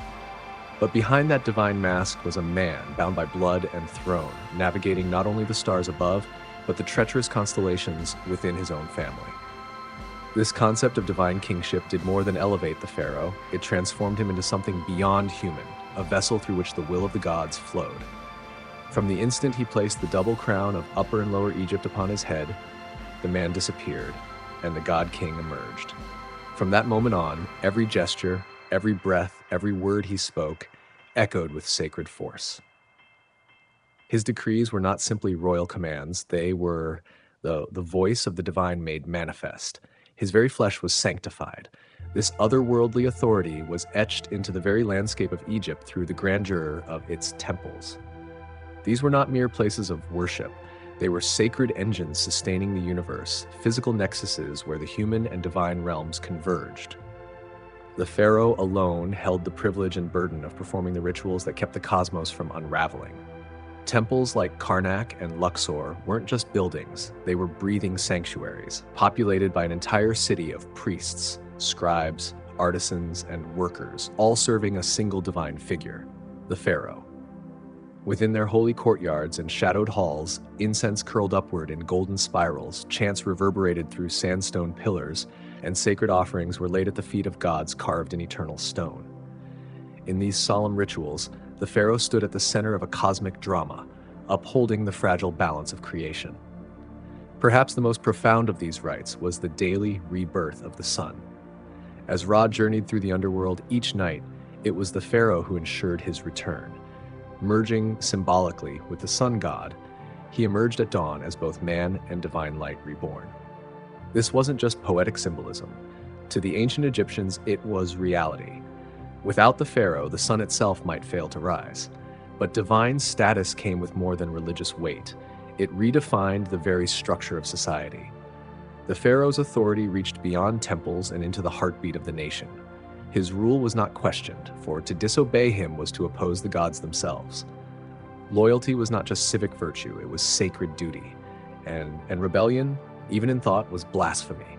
Such absolute power could sanctify a ruler or corrupt him completely. Few pharaohs embodied the extremes of divine kingship more radically than Amenhotep IV, later known as Akhenaten. In a fervent, almost fanatical vision, he shattered centuries of tradition, denouncing Egypt's pantheon in favor of a single god, the sun disk Aten. Declaring himself the exclusive voice of this new deity, Akhenaten did not simply adjust the religion, he rewrote it. Temples were defaced, ancient gods erased, the capital itself was uprooted and reborn in a desolate stretch of desert, renamed Akhetaten, the horizon of the Aten. It was a bold, radical transformation that shook the very foundations of Egyptian identity. Though his revolution crumbled shortly after his death, it laid bare the full, awe-inspiring, and terrifying potential of pharaonic power. For in the hands of a man deemed divine, belief could be reshaped, history rewritten, and a civilization forever changed by a single voice, speaking as the mouthpiece of the gods. The fact that a single man could sweep away centuries of tradition, overturning the entire pantheon of gods and declaring a new divine order by sheer will, speaks not only to the power of the pharaoh, but to the fragile, awe-filled reverence in which he was held. This was no mere mortal. To his people, he was a living god, his authority stretching beyond the earthly into the sacred. Even in times of peace, the pharaoh's divinity placed him beyond reach. He was a distant, radiant figure, rarely seen except in meticulously orchestrated ceremonies. When he appeared, it was like the rising of the sun, majestic, overwhelming, untouchable. Subjects fell to the ground in his presence, eyes lowered, voices hushed. His light was not to be looked upon, only honored from afar. Within the palace, even his most trusted officials moved with calculated caution. Every word, every gesture was measured, lest they commit some offense, however slight, and be struck down by his wrath, not just as king, but as God. In many ways, the pharaoh was more than a ruler. He was the axis upon which the entire cosmos turned. As long as he upheld Ma'at, the divine balance of truth, order, and justice, Egypt thrived. The Nile would flood, crops would grow, enemies would fall. But should he falter, the consequences were cataclysmic. Famine, rebellion, the wrath of the gods, and so the people built monuments that scraped the heavens. They carved colossal statues with serene, immortal faces. They raised obelisks that pierced the sky like prayers frozen in stone. Not just to honor him, but to sustain him, to anchor his divine essence in the world, to ensure he remained the unshakable center of the universe. Because the pharaoh was not simply a man who ruled. He was the breath of Egypt, the heartbeat of creation. But this divine drama did not end with death. In fact, it reached its most fevered crescendo in the tomb. For the ancient Egyptians, the pharaoh's death was not an ending. It was a transformation, a return to the stars, to the gods, to eternity. And to prepare for that metamorphosis, no effort was too extreme, no sacrifice too great. They built tombs not as graves, but as gateways, portals to the next world, fortified with spells, treasures, and secrets. And so, we descend. The flickering torchlight casts an eerie glow on the stone walls, as if the very shadows remember. The air is dense, heavy with incense and the sweet rot of ancient decay. Each breath tastes of history, of ritual, of reverence and fear. Down and down we go, through narrow passages and vaulted chambers, following the path of a soul leaving Earth behind. This was not a place for mourning, it was a place for transformation. The pharaoh's final journey was not taken in silence. It was sung in hymns, wrapped in linen, guarded by curses. For even in death, he remained divine, ascending from ruler to God, from flesh to forever. And as we step deeper into the tomb, we are not just witnessing the end of a life. We are stepping into the heart of a civilization's belief, into the sacred silence where mortality meets eternity.